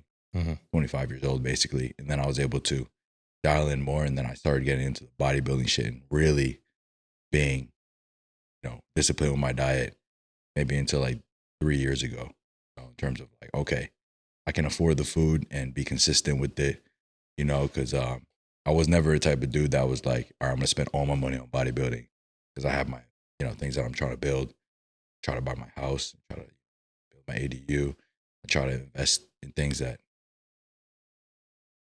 started my business, and then I was fucking broke as shit from that. But I still had enough to like bodybuild and stuff. So, but I was always training like hard as fuck. I was 18 when I could, you know. So it's just been a slow progression of like consistency, and then the quality of everything just continued to improve because of my knowledge base, experience, and then also the ability to afford food and supplements and stuff like that. So now I'm at a point where I'm 100%. The last 3 years, I've been 2-3 years, I've been all in on, you know, supplementation, able to afford all the supplements and the fucking food, and even just appliances, right? To be able to make my system a lot better. Now I have like 2 Instapots, rice cooker, I use my stove, I have a system set up where everything, I could bulk buy shit because I have enough money to bulk buy. So I save costs on there just to be able to have a system so I can do it and then not dig into my day, and meal prepping all the time and shit. So I figured out my system, figured out my diet, and that's how I've been approaching bodybuilding. It's not necessarily all in terms of like, all right, I'm gonna throw everything at it, but can I afford to do this long term without affecting my money and my time management? So I can do the other things too. And also mentally too, when you're younger, you're a little more irresponsible. And I think mentally I'm at the point where I can go all into bodybuilding and I'm mentally there, right? I'm not like on these emotional highs and lows because I'm bulking or cutting and all sporadic with, supplementation, right? 'Cause I know what to do now. I think that plays a big role into it too, like your maturity. Why can you do this long term and not have a relationship come in? Because you're in a relationship now you're not fell off or something. Mental is a huge part of like being consistent with the diet. You're like, fucking around with girls. You got what you gotta do. You gotta take them out to the first dinner. You gotta, certain things you do, kind of fucking around, stable, throw off the bodybuilding shit. Mm-hmm. So now I'm in full swing, bro. Couple of years. Kind of really want pro dog. Yeah. Like my personal dream. If I could do that, bro, it's almost like proving to myself, like, oh, your genetics don't suck that much. Yeah. How did that become a dream for you? It's just slowly, bro. It's not like, because when I was like, let's say 23, 24, I didn't think I had it. And at 25, I was like, maybe I have the structure because I was developing. 26, 27, I was like, it's getting better, you know what I mean? And then when I went last 2-3 years, I've seen the progress and I'm like, okay, I have a shot, I think. And I competed, for the first time 2 weeks ago. And now I'm like, I looked at my pictures today, checking pictures, and I'm like, oh shit, I just need to put on 10 more pounds in the right spots. And I think I have it, and that's purely from objective standpoint. It's not a delusion of, when you're like 21 and you're small, it's like, I want to be a pro. But you don't even have like the data to back it up because you haven't even built the shape or the base. Now I look at my base and my foundation and I'm like, oh, actually, if I do put on this amount of mass here and there, I can actually maybe win a pro qualifier, objectively speaking, if no freak shows up, Yeah. So, yeah, so that's it was like a slow trajectory upwards. So I'm glad that my bodybuilding kind of went like that in terms of like gradual rather than all in 100% and not knowing where the fuck I was going to, and then sacrificing my finances and everything else that I was trying to build just for bodybuilding, which, let's be honest, bodybuilding doesn't pay you anything. You don't make it. It's purely just a personal thing for most people. Yeah. In my opinion. For me. Yeah. I feel like a lot of us just started it for, you could say that a lot of people start it for vanity purposes for sure. But at some point down the line, it becomes it's like RuneScape. Yeah. It's part of grinding for a better you in a lot of different ways, man. And in the sense of like manifestation, it contributes to more than just your body. It's taught me so much, a lot bro. more than your body. If you could take the soft skills from bodybuilding and apply it to business, like the structure, discipline. A lot of people don't do that though. Mm-hmm. You can take those soft skills and apply it to other areas. You'd be so successful. Yeah. But most people don't. Right. You can stick to a diet. You can stick to a training plan. You could bring the intensity. How about you do that with your business? Mm-hmm. How about you do that with the way that you make income? How about you show up with the repetitions and the intensity with your partner? You know what I'm saying? So if you can, take those soft skills and transfer them over into other shit, bro, I feel like bodybuilding is a fucking cheat code too. And then also physical appearance wise, like you walk in the room with a suit on and you're like lean and you're muscular, you're developed, it just kind of says something about it. We at least know that you have physical discipline. Yeah. At least at the very minimum. So you open your mouth. Right. Then you have to, carry yourself in a different way, right? But Yeah, man, it's done a lot for me. Bro. That's why training has always been. That's what visceral is, bro. It's train hard, right? Visceral is vision, strength, respect, loyalty. Vision being at the top, and then our slogan is train hard. Train hard is it's bodybuilding. It's training, but it's also every other sport, every other endeavor that you go on. Go hard in what you do. You know what I mean? You have a vision for your body, vision for bodybuilding. It's also, it leaks into every part of your life. You know, that's why like I started the brand too. Is you take those same ideology, those same principles, those same skills, apply it to everything, and the world is yours. You can manifest it. Take the action. Right. That's the part I love about competitive bodybuilding too. Is in the grind for greater, it gives us a sense of purpose. I think that's the same reason why people will play basketball for competitive reasons or do soccer for competitive reasons. It's just something that we love, that we want to achieve some kind of greatness in because we're so passionate about it. And maybe it's contributed to our life in a good way, right? Like people who are passionate about those sports, it's given them life, you know, it's given them something to strive for. It's given them happiness. It's helped them meet other great people that have things in common with them. Same thing with bodybuilding. When did you end up starting PEDs? 24. 24. So I was I was in Natty took like a pro hormone cycle in the fucking Marines. Yeah. Because my sergeant was like, on this, I was going to the gym and shit. Everybody's fucking going to the gym. You know, everybody's training. Most people, because like alcoholics and shit. You know what I mean? He's like, yeah, I think it was called DMZ 3.0 or something.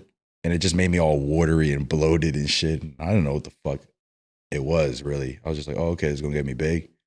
You know? So I just started popping those pills. And it's like legal too. You know, back in the day, you could just order it off a website. You know, so I did that, but I guess from that point I was on Natty, but I feel like it didn't do anything for me because I did it for like, 10 weeks? And it was like, yeah, it just didn't do anything for me, bro. I hopped off of it and I do it again, right? So I got out and then I went on like a HRT dose at 24, like 150 or 125. And I just did that for a couple of years. I think I titrated up to like 200. And then I started like cycling. Okay, let's do a 500 bake cycle test, see where that went. And I just did that for a few years. Then I only started, and then I would like throw in a SARM because I was too scared. I was like, let me throw in Ostarine or LGD because it's like, oh, it's not an injectable, it's safe. And I did my research on it, but obviously, like, you know, rad or fuck up your cholesterol, shit like that, right?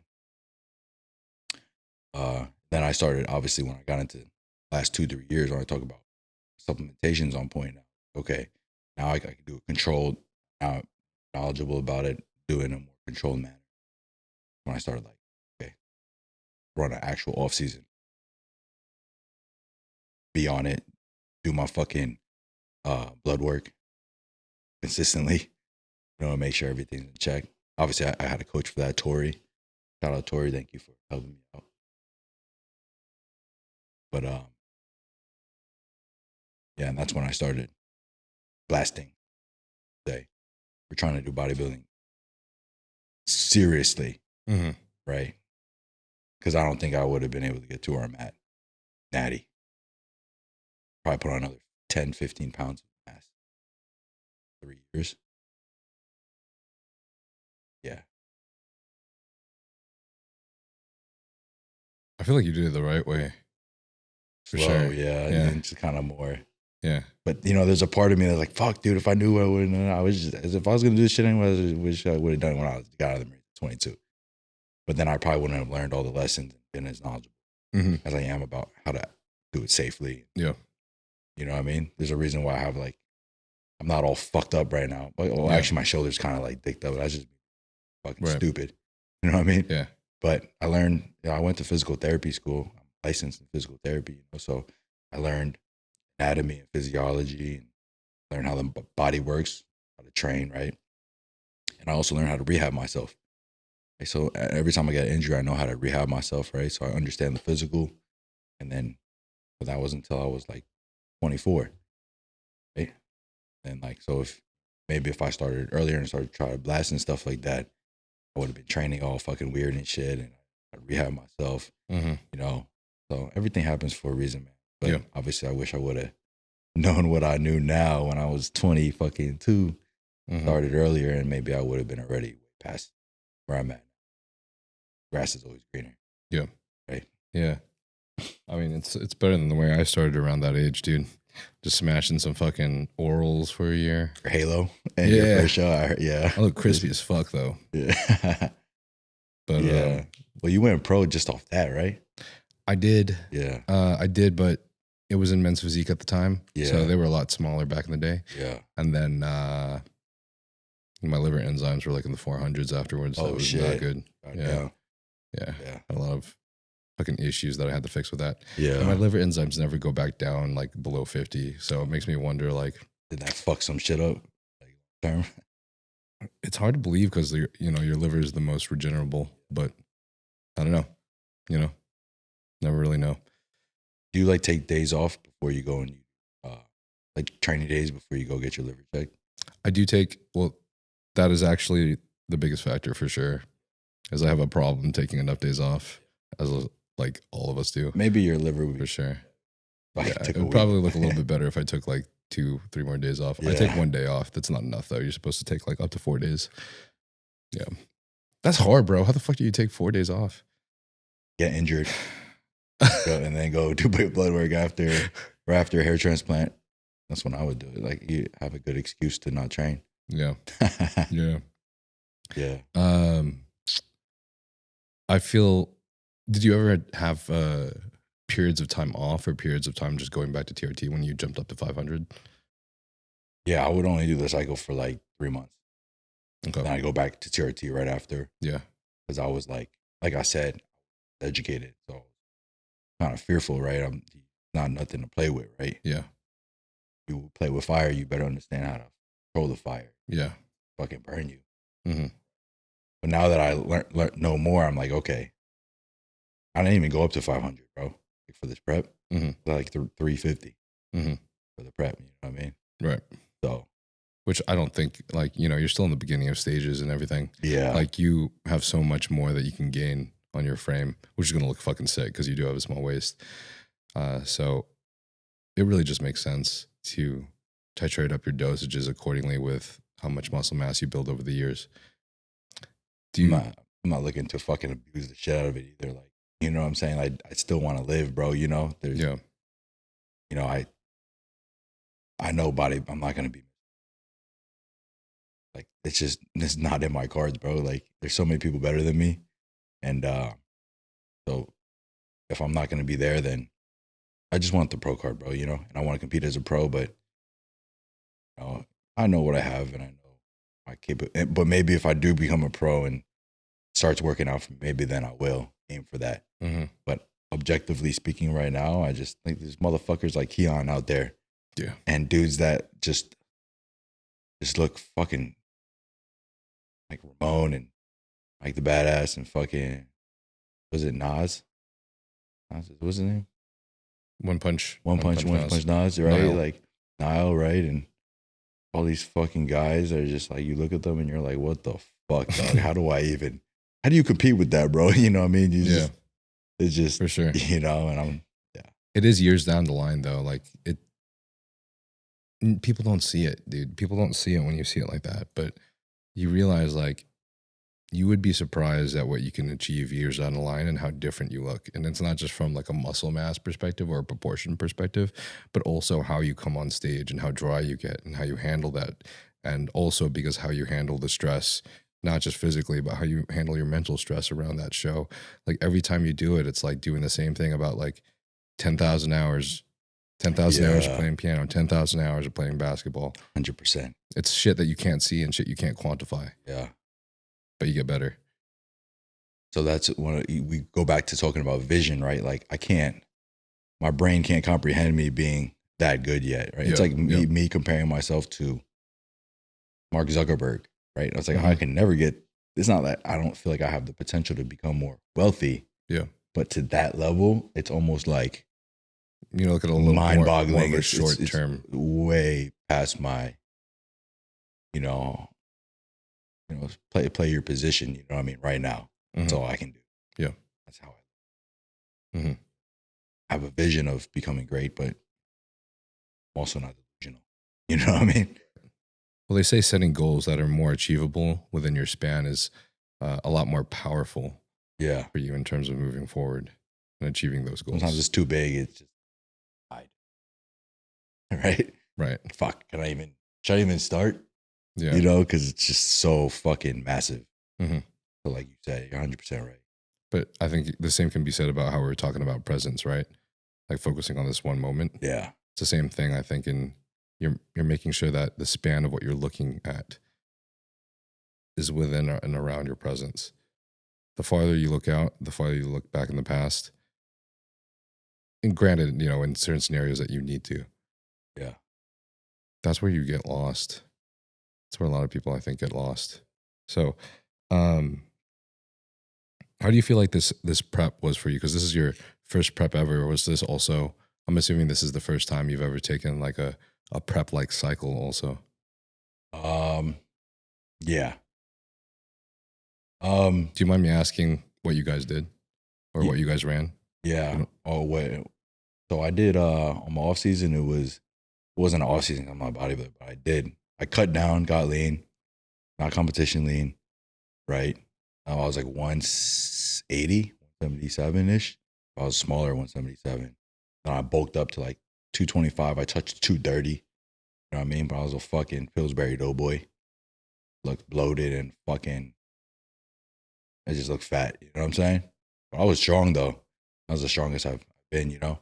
But on my bulk, I just test, and I would throw an MPP, and I'd switch it with EQ. So it's basically just 2 compounds. Gotcha. You know what I mean, did you ever feel anything off from either of those? No, EQ did raise my hematocrit a little bit, a few points above. I had to get blood and shit like that, right? MPP I tolerate it very well. Growth too. It was on like 3 to 5 units of growth. You know? But I wouldn't like, it's expensive to run growth. And I was using the Chinese shit, you know, I'm not using Serostin. Like, I got the money for that, bro. Yeah, same. You know, so I wasn't using it consistently. Because I would skip and shit like that. I'm like,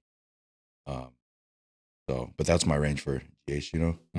But like, I feel like GH didn't do anything for me, like, really.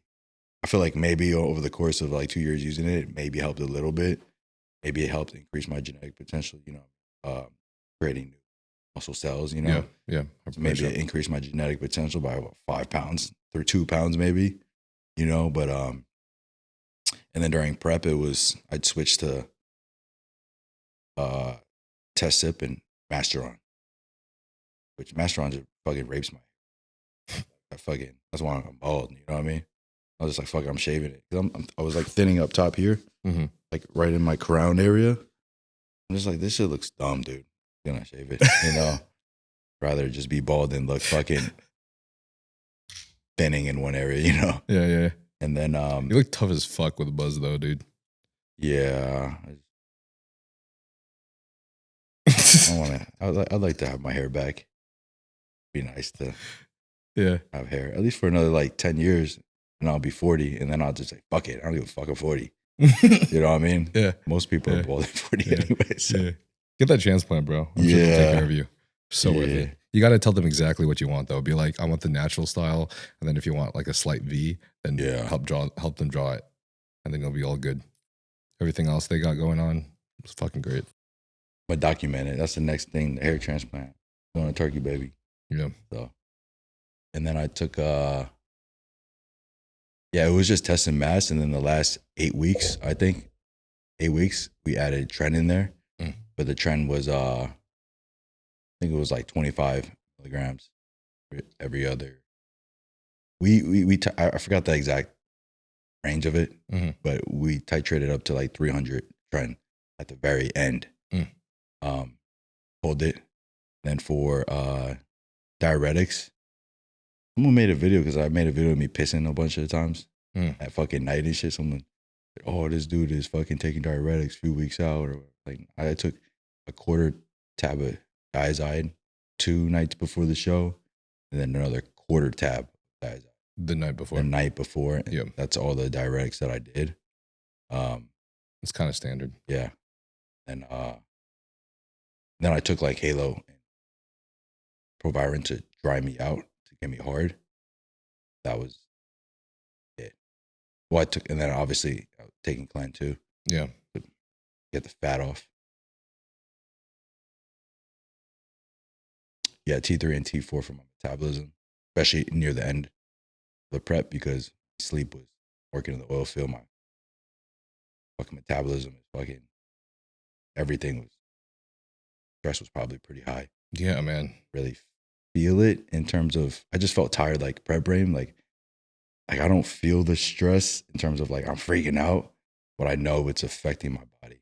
Because when I did get like the days that I'm off and I was able to sleep like 10 hours, I was like, oh, boom, fat loss occurred. You know what I'm saying? But it was just a lot of like just trying to do bodybuilding and work in the field, and then online coaching, trying to run the business. You know, it's just fucking definitely has stress, but, and it's affecting my body. Like, you know, mentally, maybe it was really kind of just going through it, you know, grinding it out. Yeah. It definitely affected me. So definitely think the T3 helped in terms of maintaining my metabolism. Mhm. Wasn't, you know, but I also lost muscle from that Mhm. T3, and also the aggressive push. Yeah. We did Definitely. titrate the T3 a little higher because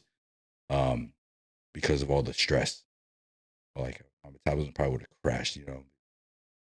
We had to push extra hard the last 8 weeks, 6 weeks. Like, no, last 6 weeks we got to push real hard, because I'm like, my coach is like, we got to push back the show again, you know? And I'm like, we can't. I can't push back the show, dog. I have a drop coming up. I have like shit I got to do. Like right now I'm rehabbing my fucking ADU, and I have fucking visceral shit that I'm working on. Like I can't be in this mental state and try to run a business for too long. So right now I have everything handled for the next month, 6 weeks. We need to get the shit done right now. I'm willing to make the push, you know, because I have other obligations besides bodybuilding, and I cannot operate the business while I'm fucking half dumb. I was literally dumb, bro. Mhm. My brain couldn't think, you know what I'm saying? Besides doing my online coaching, basic visceral shit, and then going on the oil field, I was fucking stupid. You know, it's very hard to operate. No, props to the people that can operate a fucking business and go through prep and do all their other shit and handle their family shit. It's very difficult to hold it all together. I mean, yeah, I had to push real hard. Next off season is gonna be different. I'm gonna stay leaner, so my suffering won't be as much, and I'll be able to handle my business and hopefully everything. You know, I only have to be like, all right, I'm gonna disappear for 3 weeks, still do the bare minimum to keep everything afloat. That way I don't let the rest of my life crumble financially. I have a lot of shit I have to maintain, the business and obligations. Yeah. It's hard, bro. Prep is fucking no joke. You know? If I was just doing bodybuilding, I think it'd be different. Be in a hole. Mhm. But you got a little different. I think that's why a lot of people look up to you, dude. Is you have so much on your plate, and you take up so much, but you handle it. Have to, right? Yeah. Who else is gonna handle it for you? Yeah. Can't ask anybody else to do it for me. Right. Either I do this, chase my fucking goal, or what do I do? Just fucking, fuck it, I'm not gonna bodybuild. Yep. Made the choice to do this, you know what I mean? That's the So thing is there's a lot of people that do that. There's a lot of people that choose that. They're like, fuck it. I don't got the time. I yeah, don't got the space. I don't got the energy. Just not gonna do I it. think you have to think outward too. You have to plan everything, right? If you're gonna do this, then this shit's gonna be out of whack. So then how do I handle this? How do I position this? How do I handle my relationship with my girl the last 4 weeks? Or I gotta tell her, look, baby, I need you to handle this for me, because I'm gonna be doing this. But the visceral shit, I know, okay, everything's planned out. We're just waiting for this. I have all my designs ready. I can kind of go in limbo for the last 4 weeks. My coaching shit, I know, okay, I have a system, so I'm not like disorganized, right? So when you systematize shit and everything's a process, it becomes a lot easier. So you got to handle that shit as a process. You got to master your processes first. That way it's not as much stress. It's still going to be stress, but and meal prep too, right? Like everything is perfectly laid out. You have a system for how you cook it, how you can optimize everything. That way you're not wasting brain energy, your energy doing these micro tasks, because everything is a subconscious already. The more you can do that, then you can kind of step away from that a little bit, and it can still run as a background process. Otherwise you're just going to be solely focused on one thing. You can't juggle multiple things at once. That's how you do it. Otherwise you won't make it. Too much on your plate. Mm-hmm. Start fucking everything's your relationship's going to fall apart. Your business is going to fall apart. Everything. Yeah. Because of all the drama of the last company that I was working with, and I'm not trying to point any fingers or anything, but you guys definitely have probably heard what was going on. I've been a little bit skeptical, to be honest, and I've been wanting to find an HRT company that I could work with and that I could get my blood work done with, and that would offer me some proper guidance without upcharging all of my homies and shit. So there's this kind of crazy opportunity that I feel like the universe has granted, because it's not something that I searched for necessarily, but ended up being through connections with my closest friends. And it's this new company I was working with, Optimize HRT, which Nathan was recently discussing.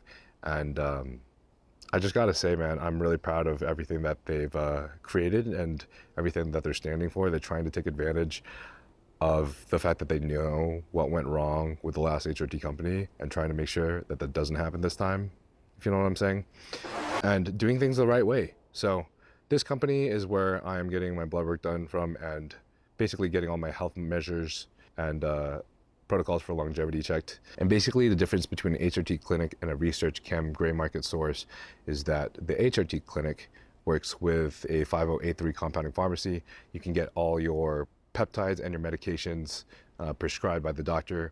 If you're not getting a hormonal peptide or medication such as testosterone, nandrolone, winstrol, or anavar, which you can get prescribed to yourself if the need is shown, such as like osteoporosis or some other muscle wasting disease, then luckily you can get the peptides prescribed to you without having to get blood work done. But they do offer a $100 membership that includes free blood work, which is normally a $420 panel every 3 months.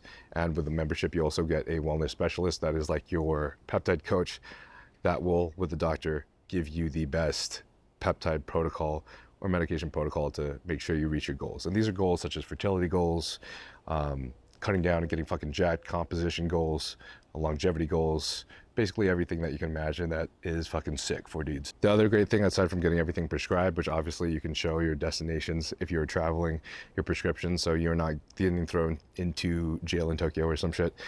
It is sent with cooling, needles, and instructions, which is actually illegal for research chem science. And in terms of safety and quality, Optimize HRT does work with a 503 compounding pharmacy, in which the FDA checks for its inflow and outflow currents to make sure that there are no vortexes that cause contamination, which yields the highest threshold of safety, basically. So this is on an opinion by opinion basis. Like, if you decide that you want to go the cheaper route, then normally gray market sources that are research chem sites will normally offer these for cheaper. Since the company is still new, they are offering their peptides at the lowest cost that they can in respective to other HRT companies, because they are trying to get their member base up. So if you are wanting to join an HRT clinic, now is probably the time. And that link is going to be in the description if you guys are interested. You could also use code NILE whenever you apply, because that helps your boy out and gives me a little reference and gives me some creds. So they know I'm sick and that people actually like the podcast, which would be pretty awesome. Since I am helping with the start of this company, I want to make sure that this is the best company that could possibly give us the best experience. So if you guys happen to have any questions or any concerns, bring this shit up with me, man, because I want to make sure that we all grow this to be the best that we can, and we all grow together, obviously, because otherwise my podcast is shit and everything that I've like worked for is like fucking pointless. So that's what it's all about, bro. Is family and brotherhood and us getting fucking yoked. With this being the or maybe one of the first times that you've taken Tren or Halo, did you ever find yourself feeling disoriented or unlike yourself? And maybe it made me a little impatient. Yeah. But I'm not sure if it was the lack of food. Yeah. That made me impatient. It's hard to you know, tell. I mean, it's more of the. I think it was more of the hunger. Mm-hmm. You know, 'cause I was hungry, bro, very hungry. And in my opinion, that'll do the most, especially if you're on top Yeah. of, if you're self-conscious, self-aware, and on top of your bloods and your hormone stability. Then a lot of the times it's digging that deep and being in that space of just complete, feels like total deprivation, honestly, sometimes. Yeah, honestly, the trend didn't do anything for me in terms of training or aggression because I was going to the gym and I was just like going through the motions. I'm like, let me just get my set in. Mm-hmm. It was literally just the whole tissue. Psychologically, it didn't really. I didn't feel the fucking, the trend. You know what I mean? Mm-hmm. The aggression from Halo that people say that they feel. But I think I was so depleted that it just kept me surviving, I guess, That's how I Yeah. felt, at least, Yeah. I wasn't really thinking. I wasn't aggressive. If anything, it made me more passive. The more deeper I got, I was just like, okay, need to make it through the day. I don't want no problems. I just need everything to go fine. You know what I mean? Mhm. It made me more like, even my voice, I became like speaking a little more softer. I feel like I didn't have the energy to raise my voice, Yeah. I was just tired, bro. I was just tired. I just wanted it to be over with, you Yeah. know. I feel good now, at least. Still like on 3K calories right now. I'm still like a deficit, trying to maintain, but at least I can function Mhm. regularly now. What's your maintenance around? My maintenance, I think it's around 3,800. Damn. So that's really where I'm at. Because that's where I feel good at. But obviously my body fat set point was a little higher. Yeah. But I was at 195, 97 at 3,800, 3,600-ish, around that range. Those are my training day calories. Mm. But right now I'm at 3K, a little over 3K. But I'm maintaining like 190. I'm weighing today 192. So I'm holding the mass with less calories, which is good because it gives me room to push up. And I almost don't want to have to eat 4,500 calories or, that's fucking, I'd rather, if I had it my way, I'd like to bulk on like 38 if I can. Be lean, better body composition. Yeah. But that was my last maintenance. I was not super lean. 3,800. It was kind of like. Yeah. It's the same reason I'm doing this little mini cut and little off cycle too. Had some discussion with Austin Stout and a few others that. Austin, he's a gut guy, right? Yeah. He's great. He and I have another, what is it called? Little consultation call. Yeah. Like next week. But taking a break and everything, man. I've seen, even though like I can do like the whole squeeze and vacuum for the Instagram videos and everything, like I could literally feel my gut growing as I'm in the off season, especially from just having to shove in so much food and it gets stuck in there. The motility gets bad. There's like a lot of things that I've been having to implement myself, like sauerkraut and kombucha. And then also he had me buy this thing, bitters. It's like a little, very low percentage of alcohol. It's like a little, you have a droplet and then just put a droplet, a milliliter, like 30 minutes before you eat food, and it helps your motility, your gut motility when you consume. Yeah. So there's a lot of things that just I feel like people have to be more aware of, but people are more aware of now these days than they were 10 years ago when bodybuilders were having crazier gut problems. I was listening, how Chris Tuttle's all about gut health and all that shit. So I listened to a lot of this shit. So like now, this off season, because I'm kind of programming it myself, shit, like all my choices, shit like that. So I still have my coach for the next month. Well, just till the end of July. But I told him I'm gonna pick my food choices. I'm gonna make my macros. Just check me if anything. Jared Cruz gonna help me, kind of mentor me. You know what I mean? In case I have any issues with like supplementation, like setup and stuff, and kind of just like check me in case my logic isn't being in alignment with my goals. But listening to like Chris Tuttle or the guys that you bring on, Andrew Barry, like Unrack Podcast, and Kyle Wilkes, and multiple carbohydrate sources, berries, fruits, vegetables, adding more of those things. I drink the kombucha. I drink like half a bottle, quarter bottle a night, right before I go to bed. I want to implement the sauerkraut too, but I want to make it myself. I feel like That'd be sick. it's cabbage and just kosher salt. Put it in the thing. I bought the thing already. I haven't made it. I want to make it myself. You can make some real powerful fucking kombucha for dirt cheap too. Then I have like sourdough in there, sourdough bread for prebiotics, stuff like that. Take glutamine 3 times a day. Yeah. Post workout. It's more than I do. I just have been slamming glutamine, bro. Yeah. Make sure I supplement fiber. I've been shitting like a motherfucker, bro. Shit a lot, bro. Like after my show, after my food volume went up, I feel like 3 times a day. I'm like, damn, that's a lot of shit. You know what I mean? Yeah. So it's trying to take care of myself in that, or not just try to get big, right? Mm-hmm. Try to stay lean, try to stay insulin sensitive, try to stay fucking metabolically healthy, you know what I mean? And then also maximize my digestion and try to keep my appetite this offseason. That's the most important thing. Let me maintain my appetite. So my appetite starts going to shit, I need to do something different because I need to make this sustainable long term so I can get to the size that I want to. Yep. Not just shoveling fucking food down and blending chicken and rice because I can't fucking eat anymore. You know what I mean? I did that fucking, 2025 and yeah, it was just fucking miserable, bro. And I got fat too. Mm-hmm. So it was just like, it wasn't even worth the squeeze. Oh, I'm not sure if the juice was worth it. Ended up winning, right? But there was a cost to that, Mm-hmm. How do you get through training with all the shit that you do and how active you are throughout the day working? Just fucking slam energy drink, bro, and just like go to the gym parking lot and then just like sit there for 10 minutes and be like, oh my God, all right, just walk in the fucking gym. And you walk in the gym and then you have to train. Yeah. I mean, sometimes it's just like that, man. Yeah, sometimes you just gotta grind through it, and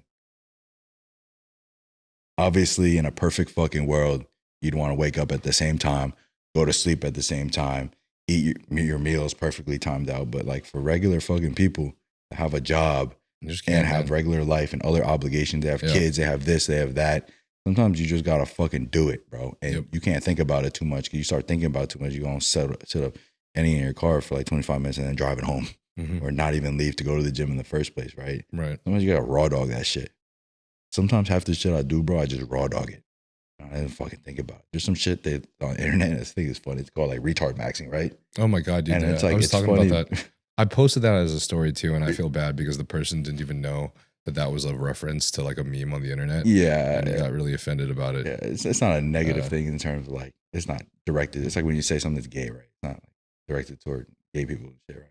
But it's like, yeah, sometimes you just gotta be a fucking idiot about it. Yeah. So don't think about you're overthinking about it too much, bro. Just start the process and then you'll figure it the fuck out on the way in it. You know what I mean? You're in the shit now, so you gotta figure it out. Yeah. And you think about it too much, you're gonna psych yourself out. Yeah. And then you can't even, the thing is about, doing stuff and having just a little bit of knowledge is that once you get to that friction point, even with business, right? Because when I started Visceral, I didn't know nothing about business at all, right? But you just have to do enough where you hit that friction point, and that friction point is going to tell you more about what you need for that next step than you researching, because you have never even been there and done that. Once you feel the experience of, oh shit, this is what I wasn't supposed to do, this is what I should be doing, and then you're at that friction point and you research it, you're going to learn so much more from doing that than fucking reading or listening to fucking the podcast right here, right? But you're not even doing it. It's like someone that's trying to bodybuild listens to your podcast, but they're not even training. They haven't even implemented the diet. You need to do step number 1, bro. You need to just start eating food. You need to start at least see what it is to bulk. Yeah. And then you can start to refine and dial in. Unless you have a coach and everything. Like that's different, bro. But sometimes you don't have a mentor for everything. Yeah. You don't have a mentor for having a busy schedule and then going to the gym, right? Like, I guess you could hire a mentor for that and have someone to call, but who has that? Who does that? You know what I mean? Mm-hmm. And have a mentor for everything in your life. Like some shit you just got to figure the fuck out your own. Mm-hmm. So, Colonel Base asks, what's your favorite Vietnamese dish and why isn't it bun? Oh my god. Wasn't bum me. What the fuck is that? Throwing. When I ain't Vietnamese, bro. Shit, fuck. What's that? I had no clue, bro. I like pho. Pho's pretty good. Fuzz fire. Pho's fire. And I like the fucking the filet mignon fucking rice shit that they have. The pho restaurants and shit. What other Vietnamese food is there? Banh mi? Yeah, I like banh mi. Banh mi, that shit is fire, dude. The crunchy fucking outside. Yeah. I like all food, bro. I'm a fucking fat bitch. What's your ethnicity again? I'm Chinese, bro. Okay. Yeah, Completely Chinese? think so. I wish I had some Mongolian in me, bro. That's what I think. Oh my god. Like that'd be- Genghis Khan. If I Yeah, had yeah, Genghis yeah. Khan blood, the conqueror and Fucking shit. conqueror blood. dude. Yeah. I mean, maybe you do because it was Genghis Khan. You know what I mean? Because You what? know what I'm saying? Because it was him. Oh, yeah. Well, Bro did a lot. Bro did the most, dude. Yeah, he has like, what is 30% of the The most population women. has his genetics Yeah. or some shit like that. That's how much. Not. Trying to encourage what he did. Mhm. But, you know. There's a lot of great questions, but we covered a lot of this, which is great. So, for example, like Jay Huang asked, "How was your experience in the military?" I think you covered a little bit of that. I don't know if you have any more to add on to that. I would just say that if a lot of people like want to go in the military and shit like that, I'd say like that shit is you only get what you get out of it from your own perspective and handle things. You can go in the military and you come out all fucked up, bro. Or you can come out the other side and you can become a leader because that's what you chose to do. A lot of people go in the military and they become alcoholics, bro. Yeah. You know, and it's really dependent on your perception of the events that happen to you, whether Yeah. or not you go to war or not. You know what I mean? I didn't experience no crazy shit, bro. I never fucking didn't know, but all my fucking all my seniors were like Afghan vets and shit. A lot of my staff sergeants fucking psychotic, bro. Doing coke and shit. You know what I'm saying? And they were like low key drug addicts and shit. You know what I mean? Or they're just like fucked up in the head, like crazy. You know what I mean? But yeah, if you go in, you just you just need to, you know, take the good and then discard the bad. Because there's a lot of bad there, you know what I'm saying? Can make you a little crazy if you're just very young and you're impressionable. Yeah. You know, I have this tattoo right here. It says, fight to the death. Because, like, you know, Gunny Grover always fucking said, every time there's problems, like, let's go to the pit. We'll fucking fight right now. Yeah. Square out, motherfucker. You know what I'm saying? And be like, it'll always be like, I'll fight you to the fucking death. But, like, you could take that as, like, an aggressive thing. But for me, I always instilled that. He always said it. That it's, like, burned in my mind that it's more of, like, do this shit with your maximum effort. You do that shit till you fucking die. You know? Do that shit till you drop. You got more in you. You fight to the fucking death. That was actually one of my first visceral t-shirts. It said fight until death.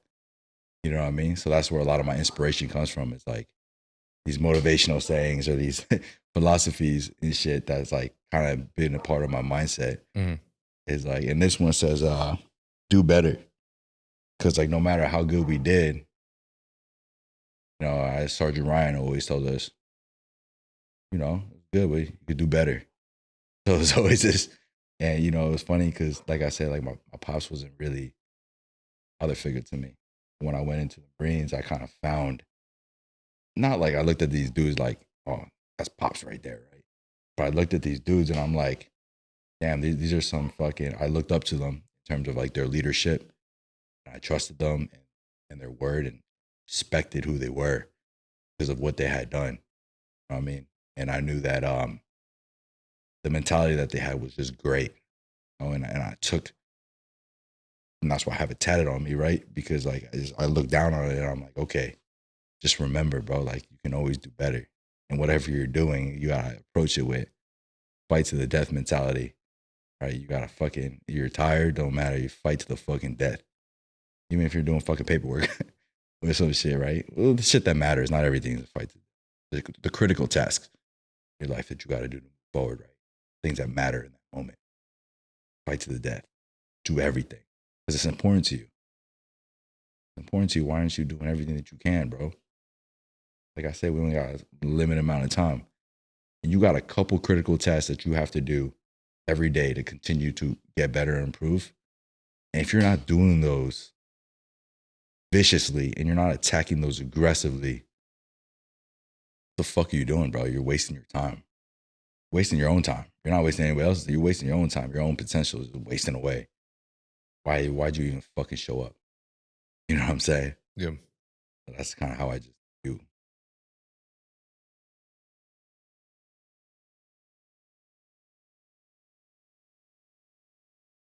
There's a lot of good questions. I'm just gonna say some of them so that way we can that way I at least say their questions.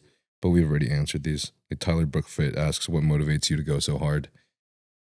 Jason Lee asks advice on balancing physically demanding job and bodybuilding. We just talked about that. King Trite asks, how do you balance your life so well?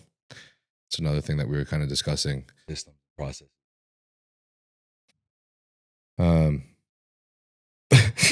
There is no balance though. Aaron asks, when did he become so monotone? Monotone? You know, so like the way I talk to my girl isn't because I talk to her different. Yeah. But sometimes in the videos, I sound super monotone because I literally will record like little fucking bullshit videos all day, and then I'll be in bed. I'll be literally falling asleep. And I'll be like, all right, this is what I did today. And I'm just like looking at voiceover. Yeah. And the images, the video. And I'll just be like, well, this is what I did today. This is how I felt about this. Well, this was kind of hard and building this shit and blah, blah, blah, blah. I'm just yapping, bro. You know what I mean? And then sometimes sometimes I fall asleep mid voiceover and I'll wake up in the morning and then I'll be like, oh, it's good, y'all. I'll start talking about it again. These fucking videos that I make, they're ghetto as fuck, bro. I'm not over. I don't have the time to be fucking with my laptop and editing a full shit. If I'm gonna do that shit, it's gonna be for a commercial for Visceral when I edit shit, where I have my computer set up and I'm putting ad spin behind it. These are kind of just like, that's why I think people like my shit, because it's just, there's no script. You know what I'm saying? I'll just fucking just yap. Well, that's the thing too, though, is like you just yap, but you have a lot of value to provide, man. Like a lot of value, dude. And I just think you need to be told that. I think it's the way I think about shit too. I think of everything conceptually, the principles behind it, and why I'm doing it, not necessarily the task itself. And then sometimes if I do yap about it, I talk about how I feel about it. And I'm transparent about how I feel. I'm not trying to be I'm not saying, oh, I work harder than everybody else and blah, blah, blah. You know what I mean? I just exist and I just do, just speak my truth, bro. You know what I'm saying? I think that's something that people don't do on social media because they're afraid of judgment, afraid of deception. But like I said, right, if you're secure with your insecurities, it doesn't matter. That's your authentic truth. That's yourself. You know what I mean? Mm-hmm. So. Saint 94 Michael asks, what's your training style and split? So now my training split is just revolved around my weaknesses. So whatever I need to bring up, more frequency, and like 3 times a week frequency. Mm-hmm. And I usually have like a heavy day for that, like for hamstrings, right? I'll have heavy RDL. But then the other 2 days for my hamstring will just be isolation work, just so I can get in the extra frequency. And then the way I break down my top sets and working sets is based on fatigue, right? If I'm super fatigued from the oil field, then it'd just be hypertrophy, sarcoplasmic type, training, like in the fucking higher rep ranges. Mm-hmm. But if I feel the energy and I have the power, then my top set will always be heavy. That way I can get the compound movement out of it, where you engage the stabilizers, build the thickness and shit. And then the back down sets are more controlled, focus on contraction. Like for, let's say, pull down, right? The first one's heavy. And even if my form slips a little bit, cool. I'm still building my entire rear back, right? That rear shelf. And then my back down sets are always controlled. Scapular protraction, retraction, scapula depressed. That way I can target that mid back more. not just upper trap, right? So that's kind of how I structure my split, is based off my weaknesses and also my fatigue. And I do that because my schedule is crazy, and sometimes I feel like shit. I don't sleep sometimes. Sometimes I sleep a lot. Sometimes I'm feeling really good. So that's kind of how I implement a way of like self auto regulation into my training, which I think is important, because unless you're a fucking perfect bodybuilder, we wake up at the same time, eat at the same time, it's kind of hard to mimic the same training environment every time, which is what a lot of people preach, but it's not actually applicable in real world application when you have a lot of shit going on.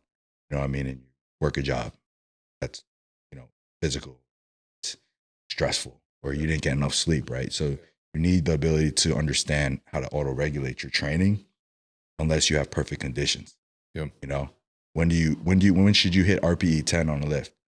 When should you hit, or RIR 0 or RIR 1, right? When should you do that? Right? Or should you just be going balls to the wall every time? You know? So I feel like you have to understand those first before you start. Well, that's how I set up my training. Yeah. Yeah. So that's going to make sense. No, bro, that's super valuable information. Yeah. Auto regulating, being conscious of what you can deliver. Yeah. And then working around that. It's super important. And it's one of the reasons why that I love old school shit. I love it, and I love the mentality, but it's why I really love more new school shit, like fucking what Chris talks about and what Dom talks about, because it takes in more into account.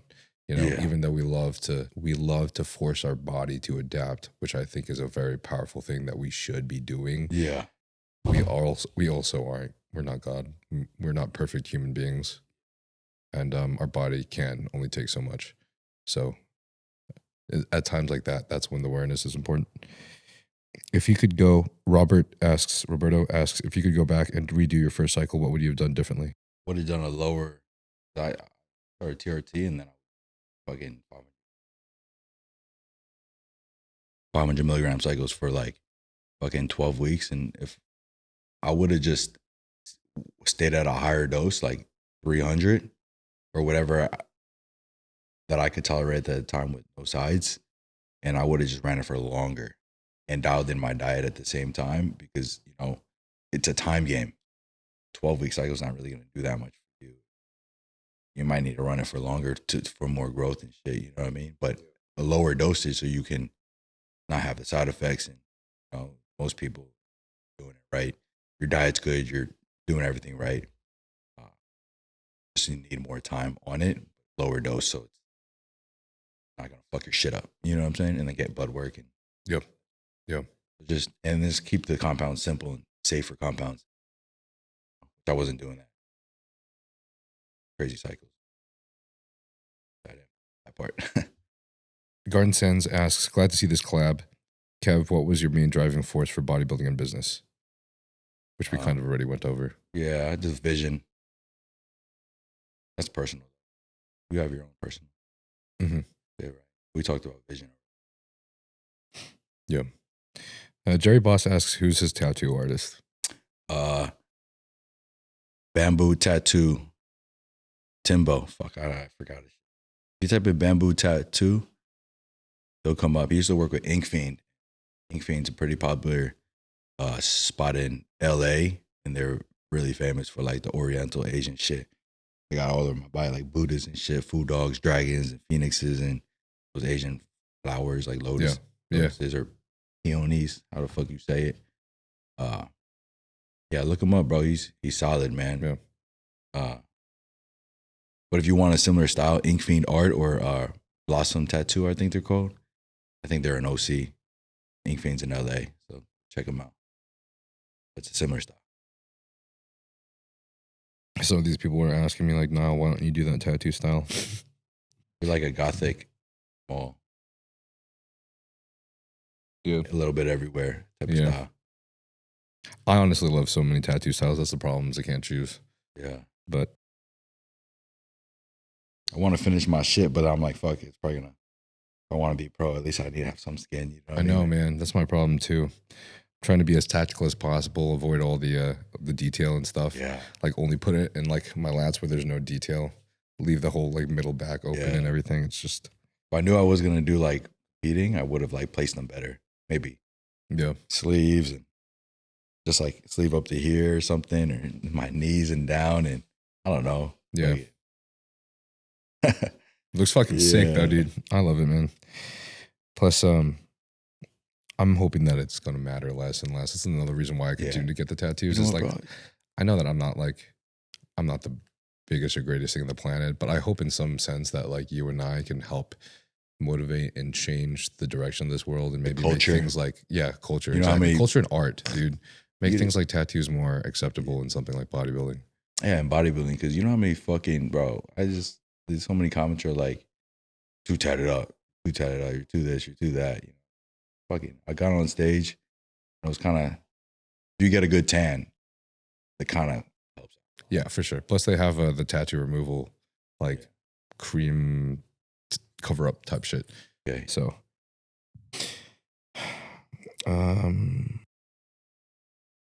Shiva asks current peptide stack.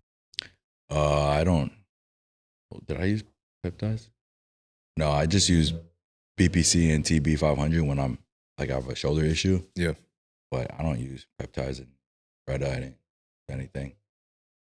I guess HGH is a peptide, growth hormone peptide. Mm-hmm. Yeah, it is. So, and insulin. Yeah. Slin, I used a little bit of Slin on my off season, but I stopped, bro, because I was already fucking fat doing Slin, like, and I was doing like 5 IUs. Yeah. Pre, and then I was just like, yeah. Then I fucking would like, one time I took it, and then I fucking ate my, necessary amount of carbs, and then I went to go fucking move shit in the warehouse right after the oil field and training. Mm-hmm. And then I went hypo, and I'm just like, all right, dog, yeah, it's just, I don't need it. I don't need it. Yeah. I was just kind of experimenting with it. I don't need it. Not unless I'm fucking 200 and something pounds lean and I'm fucking slamming a gang of fucking carbs and shit. And I might not even use GH this off season if I don't need it. If I'm able to maintain this, because I might just grow better without it, with better insulin sensitivity. Yeah. You know what I mean? Without the GH. So I might experiment with that. And you know what I'm saying? Like, I've been listening to the podcast, huh? Yeah. Yeah. Listen, I'm telling you, bro, I listen to your shit, bro. And I listen to all the coaches and what they say. And I'm like, that really actually makes sense. Less is more. Yeah. You know what I'm saying? You don't need you know what I mean? As long as your diet and what's important is like staying lean and being receptive to food and digestion. Like, that's really what I want to lean on more this off season, because that's going to do more. And I realized that as I was cutting down, and I'm like, I'm growing while I'm on this cut. You know what I'm saying? Mm-hmm. And I'm on less food, and my training's becoming better. Like, I didn't need all that food. Yeah. Probably didn't even need fucking. So less is more, you know what I mean? You have to do things the right way. Scott SM asks that you're a beast. Appreciate you, man. Ken Clarkson, we'll make this fast. We only got about a minute left, but most painful tattoo. Front of my neck and then the fucking sides right here on my temples. It was pretty painful. Dude, I've heard a lot about the scalp and like temple areas being fucking painful as hell. Honestly, the scalp wasn't bad. It's just the side for me. Everybody's different. Everyone has like different sensitivities to pain. Yeah. I know the fucking palms of like your hands and your feet. Oh, that shit was I heard people painful. getting their armpits tatted or some fingers. shit. That's crazy. Yeah. Flex with Lex asks, no question, absolute inspiration, motivation for the masses. Appreciate you. And then we'll do one last one real quick. Onirisis. All right, we got one last question at the end of every podcast, but if you could disappear from the world tomorrow and you had one message you send to the entire world today, what would it be? I think at the end of the day, after you're fucking dead and gone, the only thing that's going to be left is your legacy. You know what I'm saying? And your legacy is the people that you've helped. Because when you're dead, you're gone. The only thing that people will remember you by is what you did for other people. You know what I'm saying? And that may be so far out from where we exist right now. But I think about that, you know what I'm saying? And although we need to survive right now, we need to do what's best for us right now. You ever heard the quote, you need to make your bed first before you save the world? Mm. So make your bed, handle your shit in your house, build your home, have a family, take care of your family, take care of your people. Then when your cup overfills, it overflows. And then you can help your neighbor. And then you can help your community. And then you can help people just like you that went through the same shit that you did. If you ever make it so far in life where you can change the world, that's how you do it. But it starts with you, making your, I think it was a Navy SEAL that said that, right? Well, make your bed first. Start your day making your bed. Not that I make my bed in the morning, but it's a concept, right? Take care of your shit, handle your business, be successful so your cup can overflow. And that way you can do justice for the people around you, your parents, your children, your friends. How do you help your friends if you can't even help yourself? You know what I'm saying? How can you give when you ain't got nothing to give yourself? It's going to be hard for you to give, So I would say if you really want to make an impact on this world, you want to feel good about yourself in this world, it's going to always end up with you giving back. But the way you do that is taking care of yourself first, making sure you're straight. You know what I'm saying? And that's not everybody is like that. You know what I'm saying? Not everybody will make it there, but it's all in the mind. So if you master your mind, you master yourself, the world is yours. Meaning that you could have the materialistic shit, you could have whatever that fills you up. Hopefully you're a good person and then it overflows. And that's the way you help the world. That's the way you change the world. You know what I mean? For me, I'm just beginning, bro. My cup has overfilled a little bit, but it could overfill more. I can take care of myself now, but I could take care of myself more. I could take care of my family more so that I get there. And when I get there, you get to the next step. And then that next step, man, I feel like I'll be able to do more. You know what I'm saying? Help more people. And that shit, fuck it, was really what makes me feel good. You know what I mean? Outside of my personal shit, you know what I mean? Like, it's just the way I think about shit long term. When I'm 60 or 70 years old, that's where I want to be if I disappeared. Now, if I disappeared right now, you know what I mean, then it'll all be for nothing. So I think that's where the nihilistic point of view comes in the world, where it's just like, oh, just take care of yourself and just fuck other people and whatever. You can't think if you're going to die today. You know what I'm saying? It's kind of selfish. You know what I mean? You have people that are relying on you. So if you just operated for yourself, then cool. But we have so much more potential than just ourselves. Yep. And when we fucking maximize our potential, we help everybody. Yeah. Human nature is social, whether you like it or not, whether how much you like being alone. We are social creatures.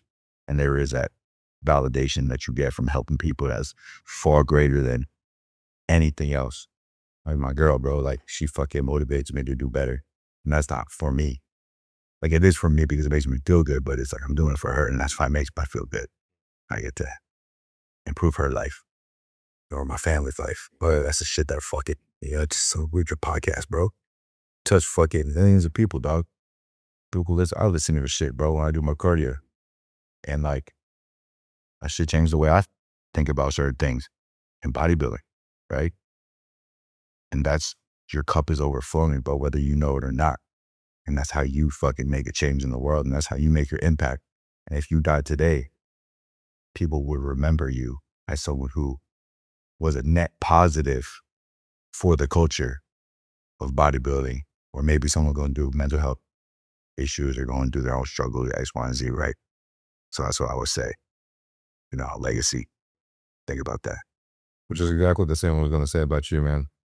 You're saying like, you may have that nihilistic point of view. So if you died today, then it would all be all for nothing, but you made more of an impact on this world already alone, just doing the things that you've been doing, and for sure.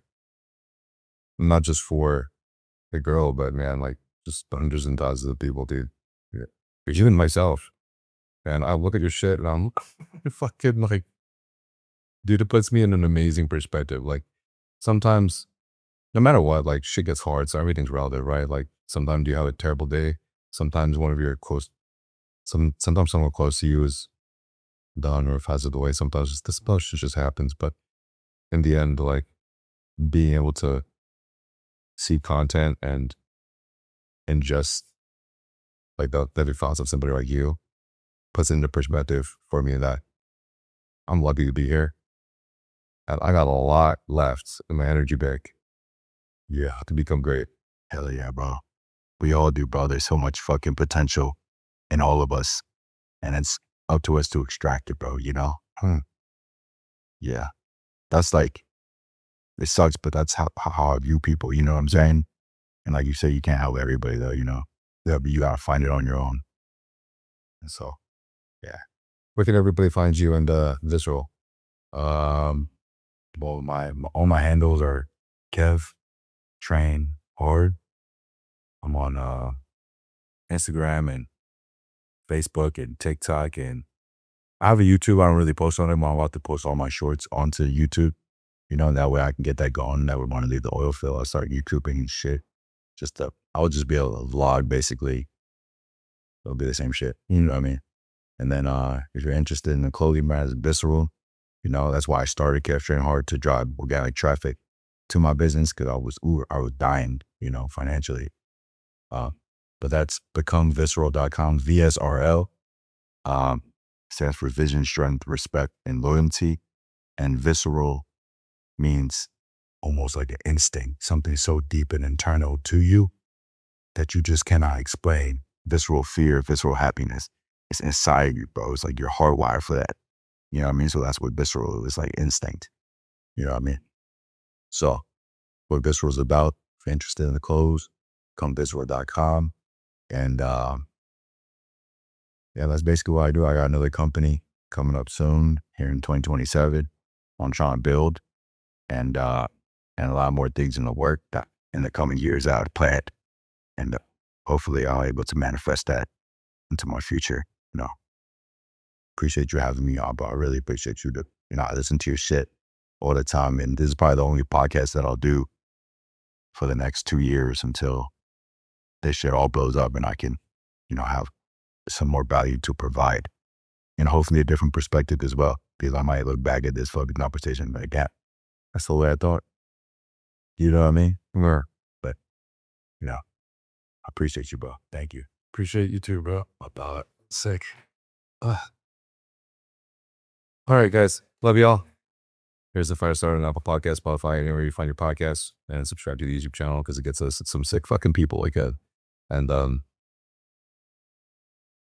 have nothing to ask, but just keep being here with us. Love y'all.